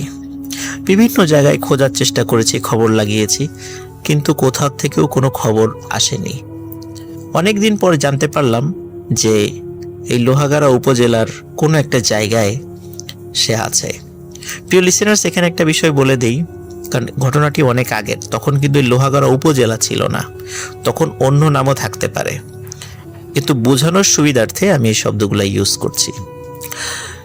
তখন ওই ব্যক্তি যখন পাগল পীরকে নিজের জামাতা হিসাবে পরিচয় দেন এবং তার কথাগুলো সবাই বিশ্বাস করেন। এখন ওই পাগল পীরের শ্বশুর তিনি বলছেন, যেহেতু আমার জামাই মারা গেছে এবং আমারও তো আর কেউ রইল না, তো লাশ নিয়ে গিয়ে আমি কী বা করব, লাশটা এখানেই দাফন করো। তখন সবাই বলে যে আমরা তো কবরস্থানে তার জন্য কবর রেডি করছি। তখন তার শ্বশুর বলেন যে না, আমার জামাই অনেক আগে থেকেই তিনি ওসিয়ত করে গেছেন যে তিনি যেখানে মারা যাবেন সেই জায়গাতেই যেন তাকে কবর দেওয়া হয়, সুতরাং উনি যেই ঘরে মারা গেছেন এই ঘরেরই পাশে কোথাও তাকে কবর দিয়ে দেন।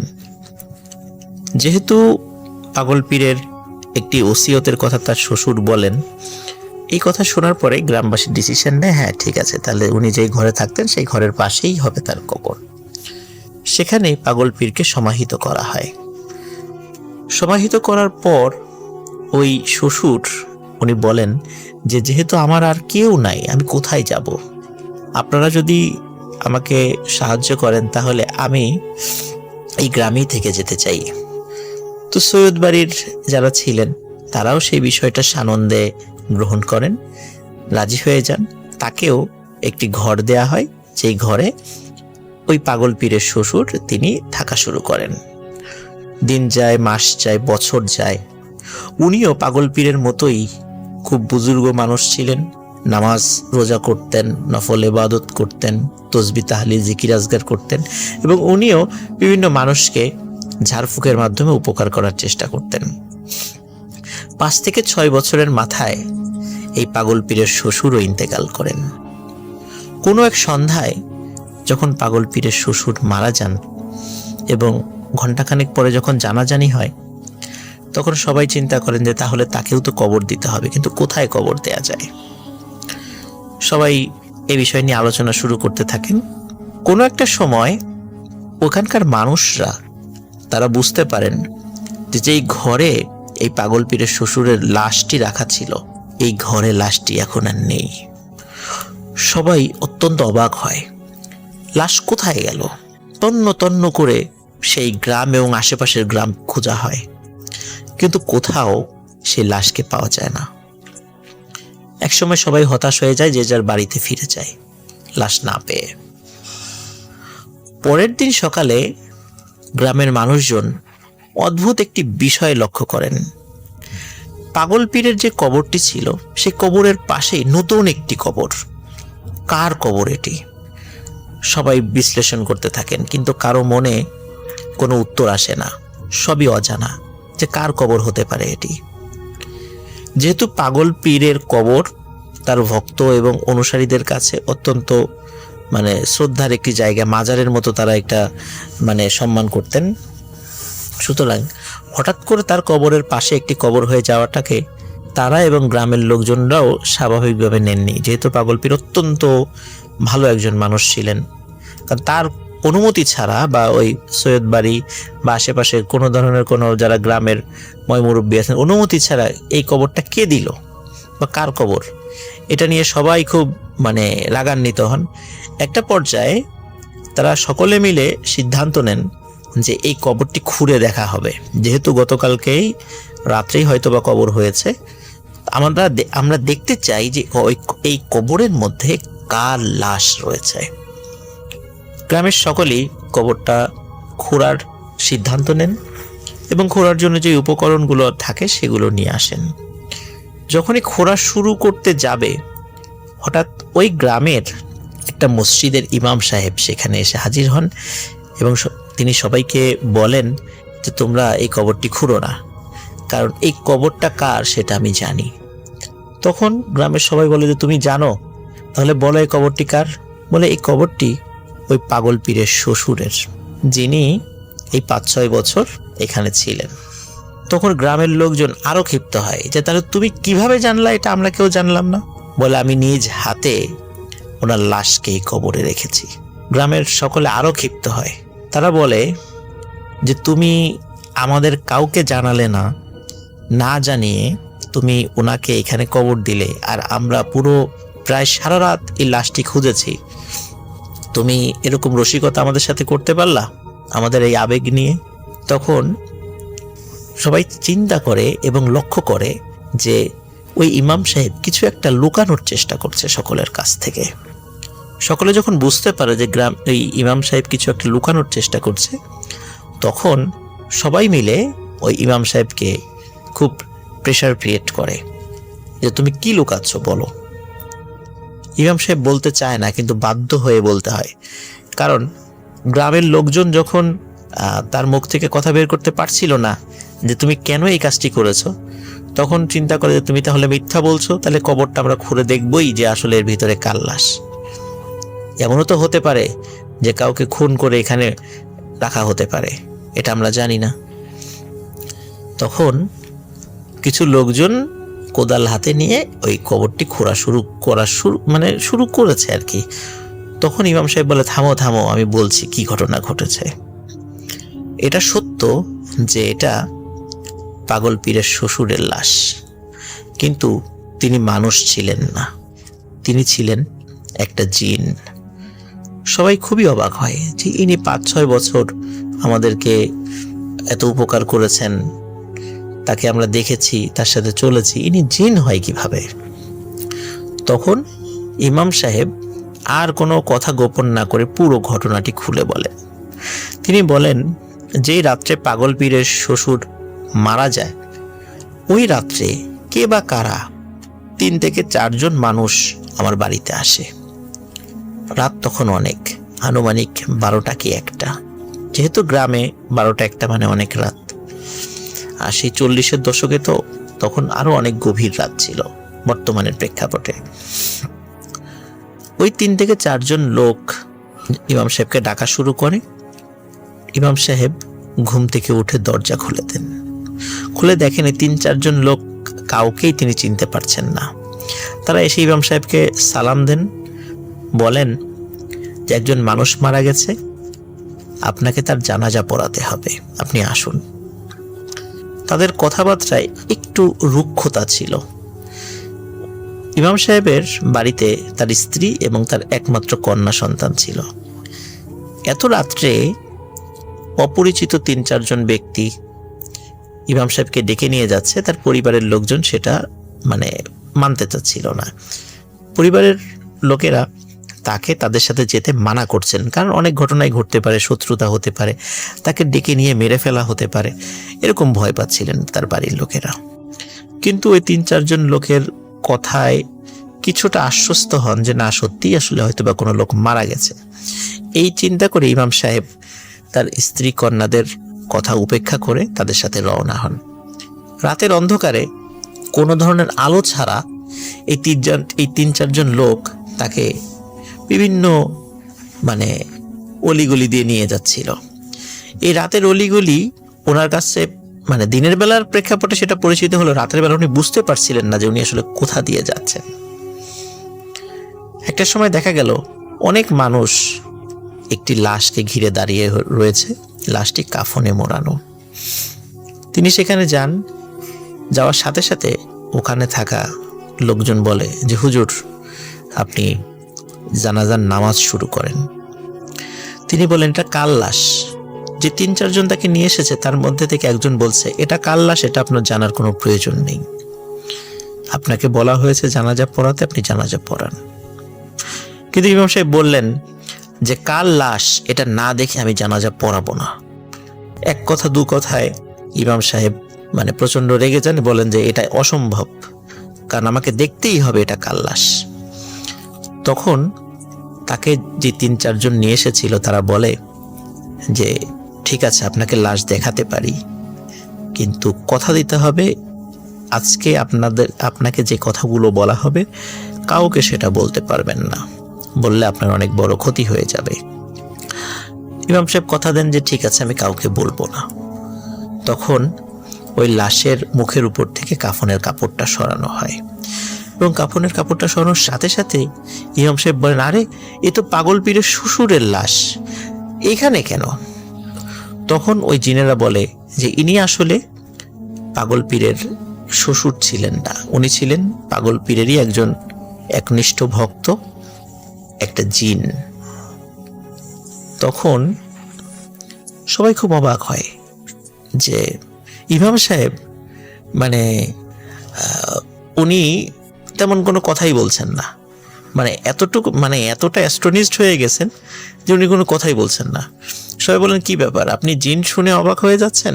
তো ইমাম সাহেব বলে যে অবাক হওয়াটাই কি স্বাভাবিক নয়, কারণ তার সাথে এতদিন চললাম, উনি জিন হন কিভাবে? তখন ওই জিনেরা বলেন যে আসলে আমরা এই যাকে দেখতে পাচ্ছেন পাগল পীরের শ্বশুর রূপী যে জিন, আমরা সবাই তার আত্মীয় স্বজন।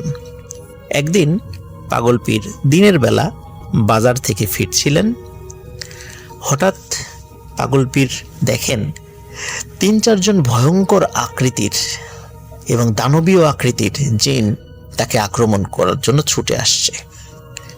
হঠাৎ কোথা থেকে বয়স্ক একজন দাড়িওয়ালা আলখেল্লা পরা একজন জিন এসে এই 3-4 জন ভয়ঙ্কর আকৃতির জিনের সাথে মোকাবেলা শুরু করেন এবং এই 3-4 জন অনেক শক্তিশালী হওয়ার পরেও অপেক্ষাকৃত দুর্বল বয়স্ক একটা মাত্র জিনের কাছে এই 3-4 জন জিন হেরে যায় এবং তারা সেখান থেকে পালিয়ে যায়। পাগল পীর বুঝতে পারে যে যিনি তাকে সেভ করেছেন তিনি আসলে মানুষ নন, তিনি জিন। পাগল পীর ওই জিনের কাছে কৃতজ্ঞতা প্রকাশ করেন এবং বলেন যে আজকে আপনি না আসলে আমার অনেক বড় ক্ষতি হয়ে যেতে পারত, আপনি বলুন আপনি আমার কাছে কি চান।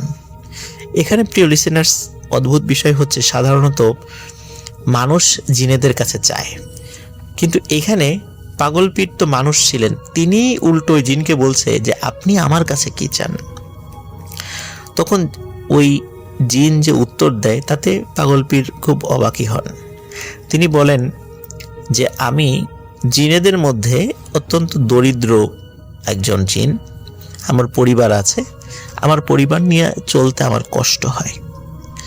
আপনি একজন বুজুর্গ মানুষ, আপনি যখন ইবাদত বন্দি করেন আমিও আপনার সাথে সাথে থাকি, আপনাকে আমার খুব ভালো লাগে। আমি দেখি আপনার কাছে আপনার ভক্তরা অনেক খাবার নিয়ে আসে, অনেক ফলমূল নিয়ে আসে, আপনি যদি সেখান থেকে আমাকে কিছু অংশ দেন আপনার খাবার পর, তাহলে আমি সেগুলা খেতে পারি এবং আমি আমার পরিবার পরিজনদেরকেও সেটা দিতে পারি। পাগল পীর ওনার কথায় সন্তুষ্ট হন এবং তিনি রাজি হন যে ঠিক আছে আপনি আমার সাথে সাথে থাকবেন, কোনো সমস্যা নেই। এই ঘটনাটি ঘটে পাগল পীর যখন গ্রামে আসে, গ্রামে আসার পর যখন সে জিনের চিকিৎসা শুরু করে বা জিনে ধরা লোক যদি কোনো কেউ আসতো তাকে ফু দিলে ভালো হয়ে যেত, তো এই জিনের চিকিৎসা শুরু করার পর থেকে বিভিন্ন জিনেরা তার শত্রু হয়ে যায়, যার ফলে তারা ওত পেতে থাকতো এই পাগল পীরকে কখন একা পায়। এমনই একটা সুযোগ তারা পেয়েছিল, কিন্তু সেখানে তারা কামিয়াব হতে পারেনি ওই আরেকজন নেককার জিনের কারণে। তো ওই জিন পাগল পীরের সাথে সাথেই সবসময় থাকতো, কিন্তু কেউ সেটা দেখতো না, কিন্তু পাগল পীর সেটা টের পেতেন এবং তিনি জানতেন, তিনিও কাউকে কখনো বলেননি। যখন পাগল পীর মারা যান তখন ওই জিনের মনে অত্যন্ত ব্যথা অনুভূত হয়, কারণ হচ্ছে ওই জিন পাগলপীরকে খুবই ভালোবাসতেন। তার মারা যাওয়ার পর এই শোক তিনি সইতে পারছিলেন না। তিনি চিন্তা করলেন তিনিও যতদিন জীবিত থাকবেন তো পাগলপীর যেখানে ইবাদত বন্দেগী করতেন তিনি সেখানেই কাটিয়ে দেবেন। এই চিন্তা করে তিনিও মানুষের বেশে সেখানে তার শ্বশুর সেজে আসেন এবং সেখানে থাকা শুরু করেন। তিনিও বার্ধক্যজনিত কারণে মারা যান, কিন্তু মারা যাওয়ার আগে তিনি তার পরিবারজনকে মানে পরিবার যারা ছিলেন তাদেরকে ওসিয়ত করে গিয়েছিলেন যে আমার কবরটাও যেন আমার ভালোবাসার যিনি, যার কাছ থেকে আমি অনেক কিছু শিখেছি, এই পাগলপীরের পাশেই যেন আমার কবরটা হয়, কিন্তু সেটা হবে খুব গোপনে। যদি গ্রামবাসী স্বেচ্ছায় দেয় তাহলে তো ভালো, আর যদি স্বেচ্ছায় না দিতে চাই তোমরা যে কোনোভাবে আমার কবরটা এখানে দেওয়ার চেষ্টা করো। এই কারণে গ্রামবাসী যখন মানে ওই পাগলপীরের শ্বশুররূপী যে জিন তিনি যখন মারা গেলেন, গ্রামবাসী কিন্তু প্রথমে চেয়েছিল তার কবরটা গোরস্থানে দিতে। এটা যখন ওই জিনের আত্মীয় স্বজনরা বুঝতে পারে, তারা সুযোগ মতো এই লাশটি নিয়ে চলে আসে এবং তারাই এই লাশটিকে গোসল করিয়ে স্থানীয় ইমাম সাহেবের মাধ্যমে জানাজা পড়িয়ে এই পাগলপীরের কবরের পাশেই সমাহিত করতে চান, এবং এই উদ্দেশ্যেই এতগুলো ঘটনা ঘটেছে এবং ইমাম সাহেবকে এখানে নিয়ে আসা হয়েছে। এই পুরো ঘটনা ওই একজন জিন যিনি ওই ইমাম সাহেবকে নিয়ে এসেছিলেন ওইখানে ইমাম সাহেবকে বলেন এবং এটা বলে দেন, এটা তুমি কাউকে বলবা না। ইমাম সাহেব কথা দেন, ঠিক আছে আমি কাউকে বলবো না। তো সেখানে এই পাগলপীরের পাশেই, কবরের পাশেই অন্ধকারেই তাকে সমাহিত করা হয়। কিন্তু এখানে একটা বিষয় প্রিয় লিসেনার্স বলে রাখা ভালো, যে রাতের অন্ধকারে কোথায় যে কবর দেয়া হয়েছে এটা উনি বুঝতে পারেননি, কিন্তু পরবর্তী সকালবেলা উনি বুঝতে পারেন যে আসলে যে এই কবরটা আসলে কোথায় দেয়া হয়েছে। ইমাম সাহেব পাগলপীরের শ্বশুরের জানাজা পড়িয়ে তাকে কবর দিয়ে বাড়িতে ফিরে আসেন এবং বাড়িতে আসার সময় সেই 3-4 জিন তাকে এগিয়ে দিয়ে যান। পরের দিন সকালবেলা যখন এই কবরটা মানুষ দেখতে পায় তখন তুলকালাম কাণ্ড শুরু হয়ে যায়। তখন ইমাম সাহেব সেখানে এসে বাধ্য হয়ে ঘটনা মানে সবাইকে খুলে বলেন। এই ঘটনাটি যখন সকলে জেনে যায়, ওই রাতেই ওই ইমাম সাহেবের স্ত্রী এবং তার একমাত্র কন্যা সন্তান নিখোঁজ হয়ে যায়। তাদেরকে কোথাও পাওয়া যায় না। অনেক খোঁজাখুঁজি করে কিন্তু কোথাও পাওয়া যায় না। একটা সময় ইমাম সাহেব স্বপ্নে দেখে যে এই যে 3-4 জিন তাকে এসে নিয়ে গিয়েছিল তারা বলছে, তোমাকে বলেছিলাম যে তুমি এই ঘটনা কাউকে বলবা না, কিন্তু তুমি বলে দিয়েছ। তুমি কাজটি মোটেও ভালো করনি।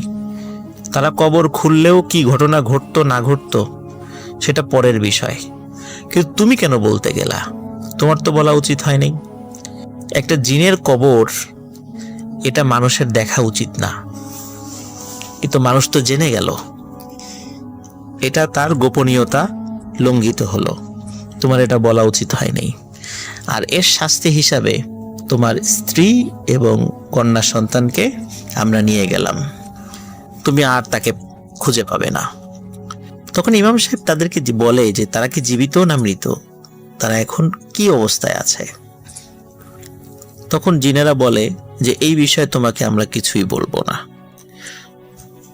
ওই ইমাম সাহেব পরবর্তীতে গ্রামের অন্য মানুষদেরকে বলে যে দেখো, আমার খুব বড় একটা ভুল হয়েছে, আমার তোমাদের কথার চাপে পুরো ঘটনাটি বলা উচিত হয়নি, আর আমার ওই জায়গাটাতে খুবই চুপ থাকা উচিত ছিল, একদম চুপ থাকা উচিত ছিল। তোমরা যা খুশি তাই করতা, আমার কিছু বলাই উচিত হয়নি। আর এই ঘটনা বলার কারণে আমার স্ত্রী এবং সন্তান তারা নিখোঁজ হয়ে গেছে, তাদেরকে আমি আর খুঁজে পাচ্ছি না, তাদেরকে জিনেরা নিয়ে গেছে। সকলে তাকে সান্ত্বনা দেন যে আসলে আপনি না বললে আমরা তো এটা বুঝতে পারতাম না, যেহেতু কবর হয়ে গেছে এখন তো আর কিছু করার নাই। প্রিয় লিসেনার্স, এরপরে ঘটে আরো একটি ঘটনা। সেটি হচ্ছে কোনো একদিন ইমাম সাহেবকে আশেপাশে দেখা যাচ্ছিল না। যেহেতু উনি ওনার স্ত্রী সন্তানকে হারিয়ে খুব বিমর্ষ ছিলেন, লোকজন অনেকেই তার খোঁজ খবর এবং সান্ত্বনা দেওয়ার চেষ্টা করত। তো ওনাকে যখন সারাদিনে কোথাও দেখা যাচ্ছিল না, তো আশেপাশের কয়েকজন এসে ওনার বাড়িতে এসে ডাকাডাকি শুরু করে। তখন সবাই দেখে যে ঘরের দরজা ভিতর থেকে বন্ধ। তারা দরজা খুলে, মানে দরজা খুলে বলতে দরজা ভেঙে ভিতরে ঢুকে যে কোনো বিপদ আপদ হলো কিনা। ভিতরে ঢুকে ইমাম সাহেবকে আর কোথাও দেখতে পায় না, অথচ ঘরের দরজা ভেতর থেকে বন্ধ। ইমাম সাহেব কোথায় গেলেন যা আজ পর্যন্ত কেউ জানে না। ইমাম সাহেব কি এখনো জীবিত আছেন না মারা গেছেন? তার স্ত্রী সন্তান কি এখনো জীবিত আছেন না মারা গেছেন? কেউ বলতে পারে না। প্রিয় লিসেনার্স, লাহোর ইউনিয়নের এই পাগল পীরের এই মাজার বা স্থানীয় ভাষায় দরগা বলে থাকে, যেটি আজও রয়েছে। আজও অনেকেই সেখানে যান দেখতে, যেখানে একজন মানুষের কবরের পাশে একটি জিনের কবর রয়েছে। আপনারাও চাইলে সেখানে গিয়ে দেখে আসতে পারেন। এই ঘটনাটি কতটুকু ভয়ঙ্কর আমি জানি না, কিন্তু খুবই অদ্ভুত লেগেছে যে মানুষের কবরের পাশে জিনের কবর। আপনাদের কেমন লেগেছে আমি বলতে পারবো না, আশা করি ভালো লেগেছে।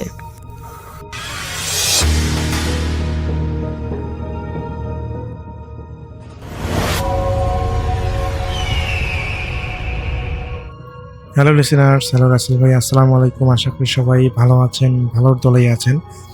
আমার নাম রিপন, আমি লালমিহাট থেকে বলতেছি। আর আজকে আমি যে ঘটনাটা শেয়ার করব, এটা আমাদের লালমিহাট জেলার পাটগ্রাম উপজেলার একটি প্রত্যন্ত গ্রামের একটি ঘটনা। ঘটনাটার সময় ছিল 1990 সালের একটি ঘটনা। আজ থেকে প্রায় 26 বছর আগের ঘটনা একটি। তো সরাসরি আমি ঘটনায় চলে যাচ্ছি। ঘটনা যিনি আমাকে শেয়ার করেছেন সংগত কারণে তিনি তার নাম ঠিকানা বলতে নিষেধ করেছেন। তো এই কারণে তার নাম ঠিকানাগুলো আমি স্কিপ করতেছি। তো আমি ঘটনায় চলে যাই। তো পাটগ্রাম উপজেলার যে গ্রামটা কথা বলতেছি, তো সেই গ্রামে একদম শেষ প্রান্তে ছিল একটা পুরনো কবরস্থান। সেই কবরস্থানের পাশে ছিল ছোট্ট একটি টিনের ঘর। ঘরটির পাশে পুরনো কবর ছিল, তো যেটিকে গ্রামের মানুষ আসলে পীর সাহেবের কবর বলে চিনত। তো কথিত আছে যে বহু বছর আগে গ্রামের একজন আলেম ও ধর্মভীরু মানুষ যেখানে বসবাস করতেন, মৃত্যুর পর তাকে ওই কবরস্থানে দাফন করা হয়। কবরটির চারপাশে কোনো পাকা বাধাই ছিল না, শুধুমাত্র মাটির উঁচু ঢিপি এবং মাথার কাছে একটা পুরনো পাথর, আর তার পাশে একটা বিশাল নিম গাছ আছে। তো গ্রামের মানুষ সন্ধ্যার পর ওই কবরের কাছে যেতে নাকি ভয় পায়, কারণ মাঝে মধ্যে গভীর রাতে নাকি গ্রামের অনেক মানুষ সেই কবরের আশেপাশে অদ্ভুত আলো দেখতে পেয়েছিল।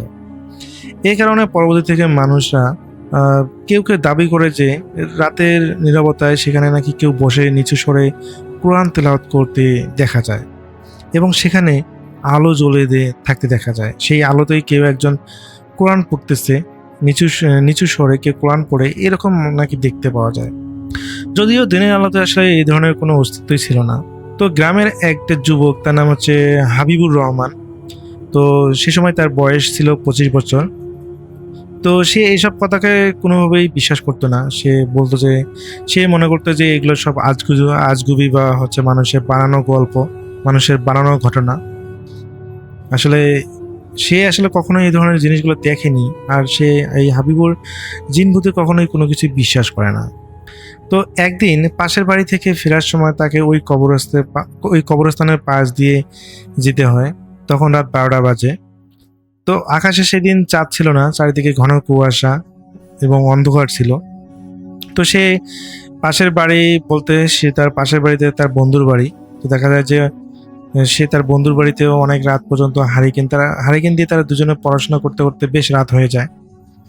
এবং তার ওই বন্ধুর বাসাতে তার বন্ধুর মা খাবার দিয়েছিল। তো সে নিজে সাদা খাবার খান, খেতে খেতে রাত বেশ ওই গল্পগুজব করতে করতে অনেক রাত হয়ে যায়। তো পাশাপাশি যেহেতু বাড়ি, এই জন্য তার ভয়টাও লাগছিল না, বা অনেক রাত হয়েছে এই জিনিসটা তার মাথায় ছিল না।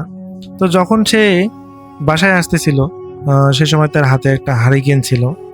তো যখন সে কবরস্থানের কাছে পৌঁছায়, হঠাৎ তার কানের কাছে একটা ক্ষীণ শব্দ ভেসে আসে এবং খুবই শ্রুতিমধুর, ক্ষীণ শব্দ হলেও খুবই শ্রুতিমধুর একটা শব্দ সে শুনতে পায়।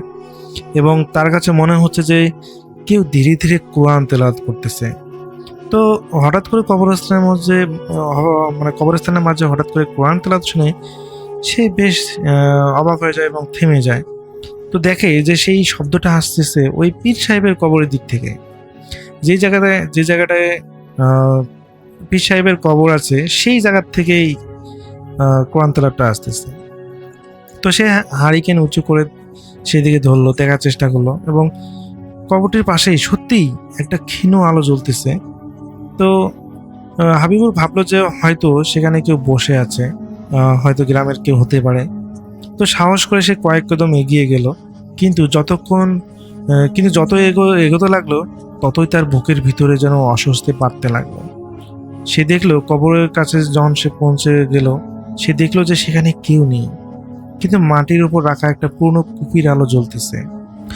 অদ্ভুত ব্যাপার হলো কুপির আলোয় চারপাশটা বেশ ভালোভাবে দেখা যাচ্ছে এবং সে অনুভব করে যে একটা বাতাস তো ভালো আছে, আশেপাশে বাতাস আছে। সেই বাতাসের আলোতে সেই কুপিটার আলোটা নড়তেছেও না এবং কি নিভেও যাচ্ছে না।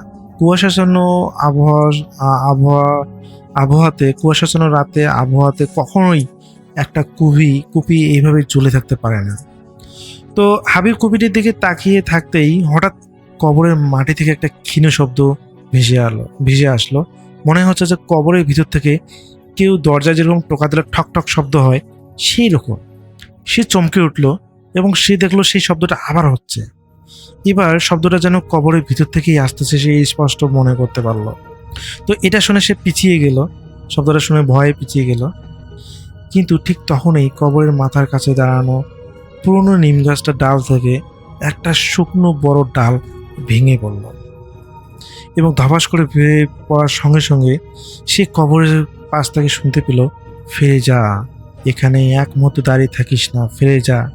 তো এই কথা শোনার সঙ্গে সঙ্গে হাবিবুর এত পরিমাণ ভয় পায়, সে হারিকেন ফেলে দিয়ে তার বাড়ির দিকে দেয় এক দৌড় এবং দৌড়াতে দৌড়াতে যখন তার বাড়ির কাছে পৌঁছায়, সে বাড়ির কাছে পৌঁছে ধপাস করে পড়ে যায় এবং তার তার বাবা মা বের হয়ে আসে এবং জিজ্ঞেস করে, কিরে কি হাবিবুর কি হয়েছে? তো হাবিবুর পরে সমস্ত ঘটনা খুলে বলে যে এরকম। তো এরপরে হাবিবুর ভাইয়ের বাবা মা বেশ রাগ হয়ে যায় এবং বলে যে তুই জানিস না এখানে এই ধরনের ঘটনাগুলো এলাকার মানুষরা প্রায় দেখে এবং মানা করে যে এই কবরস্থানের কাছে যেতে, তুই কোন সাহসে সেখানে গেছিস? তো হাবিবুর বলে যে আরে আমি তো জানতাম না, যে আমি তো জানি এগুলো ভুয়া, মানুষ এগুলো কল্পনার কাহিনী বা আজগুবির কথা বলে, কিন্তু সত্যি সত্যি যে এরকম হবে আমি তো জানি না। তো আসলে ভাই এরপর ঘটনাটা আসলে শেষ হলে ভালো হতো, কিন্তু ঘটনা এখান থেকেই শুরু। এরপর হঠাৎ করে হাবিবুরের শরীরে প্রচণ্ড পরিমাণে জ্বর দেখা যায় এবং তার জ্বর হওয়ার পর যদিও ওটা ভয়ের কারণে জ্বর আসাটা স্বাভাবিক, কিন্তু ধীরে ধীরে হাবিবুর অসুস্থ হতে থাকে এবং সেই সাথে তার শরীরের ওজন কমতে থাকে। প্রতিদিন প্রায় 2 কেজি করে ওজন তার কমে যাচ্ছিল। তাকে দেখেই বোঝা যাচ্ছিল যে সে শুকিয়ে যাচ্ছে, তার শরীরের হাড়গুলো দেখা যাচ্ছে, এতটা সে শুকিয়ে যাচ্ছে। এভাবে রাসেল ভাই দেখা যায় মাত্র 7 দিনে তার শরীর থেকে প্রায় 14-15 কেজি ওজন কমে যায়। যে হাবিবুরের ওজন ছিল মাত্র 50 থেকে 55 ওজন, এত ওজন ছিল, সেখানে যদি প্রায় 15 কেজি কমে যায় তো দেখা যায় সে কি পরিমাণ শুকিয়ে গেছে স্পষ্ট কিন্তু বোঝা যায়। তো এইভাবে প্রায় রাসেল ভাই 10 দিন কেটে যায় এবং 10 দিনে প্রায় তার শরীর থেকে 20 কেজি ওজন কমে যায় এবং সে এতটাই শুকিয়ে যায়, এতটাই দুর্বল হয় যে সে হাঁটাচলা করতে অসুবিধার সম্মুখীন হয়। তারপর ওই হাবিবুরের বাবা মা বেশ চিন্তিত হয়ে পড়ে যে কি করা যায়, তার ছেলেকে আসলে কীভাবে সুস্থ করা যায়। ইতিমধ্যে তারা বিভিন্ন ডাক্তার দেখিয়েছে কিন্তু কোনো কাজ হয়নি।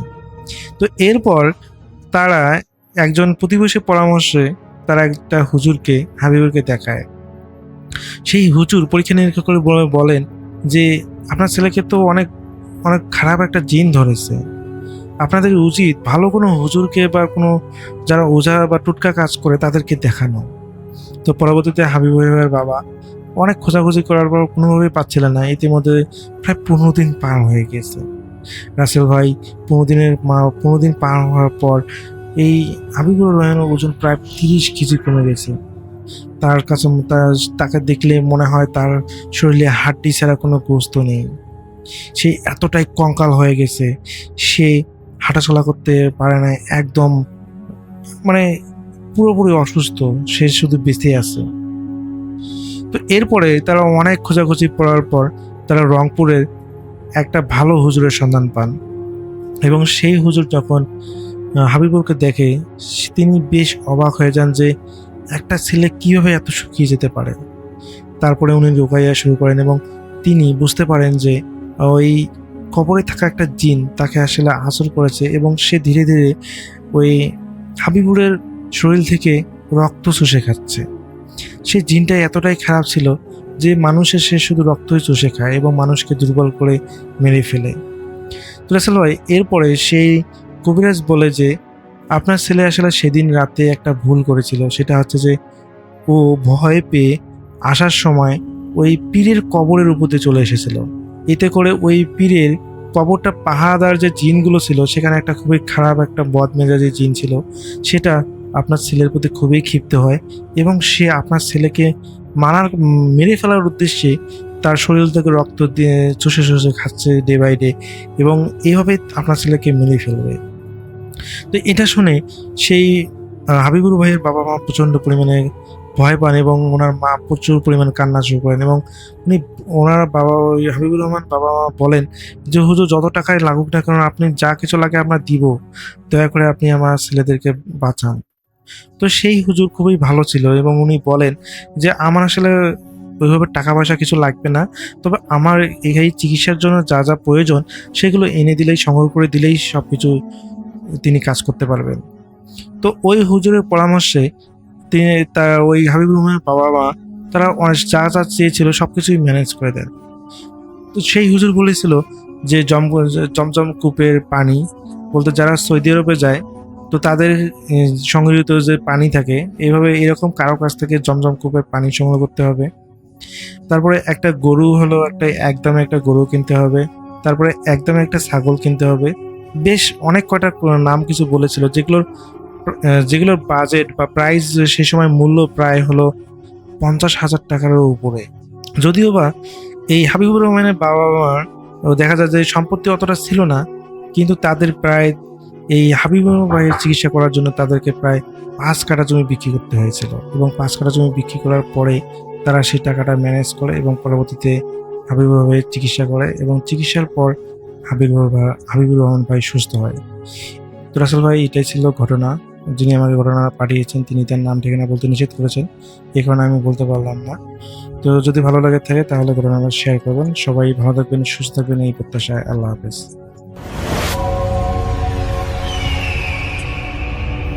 হ্যালো লিসেনার্স, আশা করি ঘটনাগুলো আপনাদের ভালো লেগেছে। আমি চেষ্টা করেছি বাছাই করে ঘটনাগুলো আপনাদের মাঝে শেয়ার করার। আমি প্রতিদিনই ঘটনাগুলো বাছাই করে আপনাদের মাঝে একটি করে এপিসোড শেয়ার করার চেষ্টা করি। যদি আমার ঘটনাগুলো একটু ভালো লাগে তাহলে অবশ্যই এই চ্যানেলটি সাবস্ক্রাইব করবেন। আর আপনারা কোথা থেকে এই ঘটনাগুলো শুনতেছেন যদি আপনাদের ঠিকানাগুলো জানান তাহলে আমি অনেক কৃতজ্ঞ হব। তাহলে আমি বুঝতে পারবো যে আপনারা কোথা থেকে শুনতেছেন। এছাড়াও আপনাদের মাঝে যদি কোনো ঘটনা থেকে থাকে তাহলে অবশ্যই আমাদের ইমেলে দেওয়া ঠিকানায় ঘটনাটা পাঠাবেন। তাহলে নেক্সট এপিসোডে আপনার সেই ঘটনাটা আমরা রাসেল ভাইয়ের মাধ্যমে অথবা আমরা নিজেরা পড়ে শোনাবো। তো ভালো থাকবেন, সুস্থ থাকবেন, এই প্রত্যাশায় আজকের মতো বিদায় নিচ্ছি। আল্লাহ হাফেজ।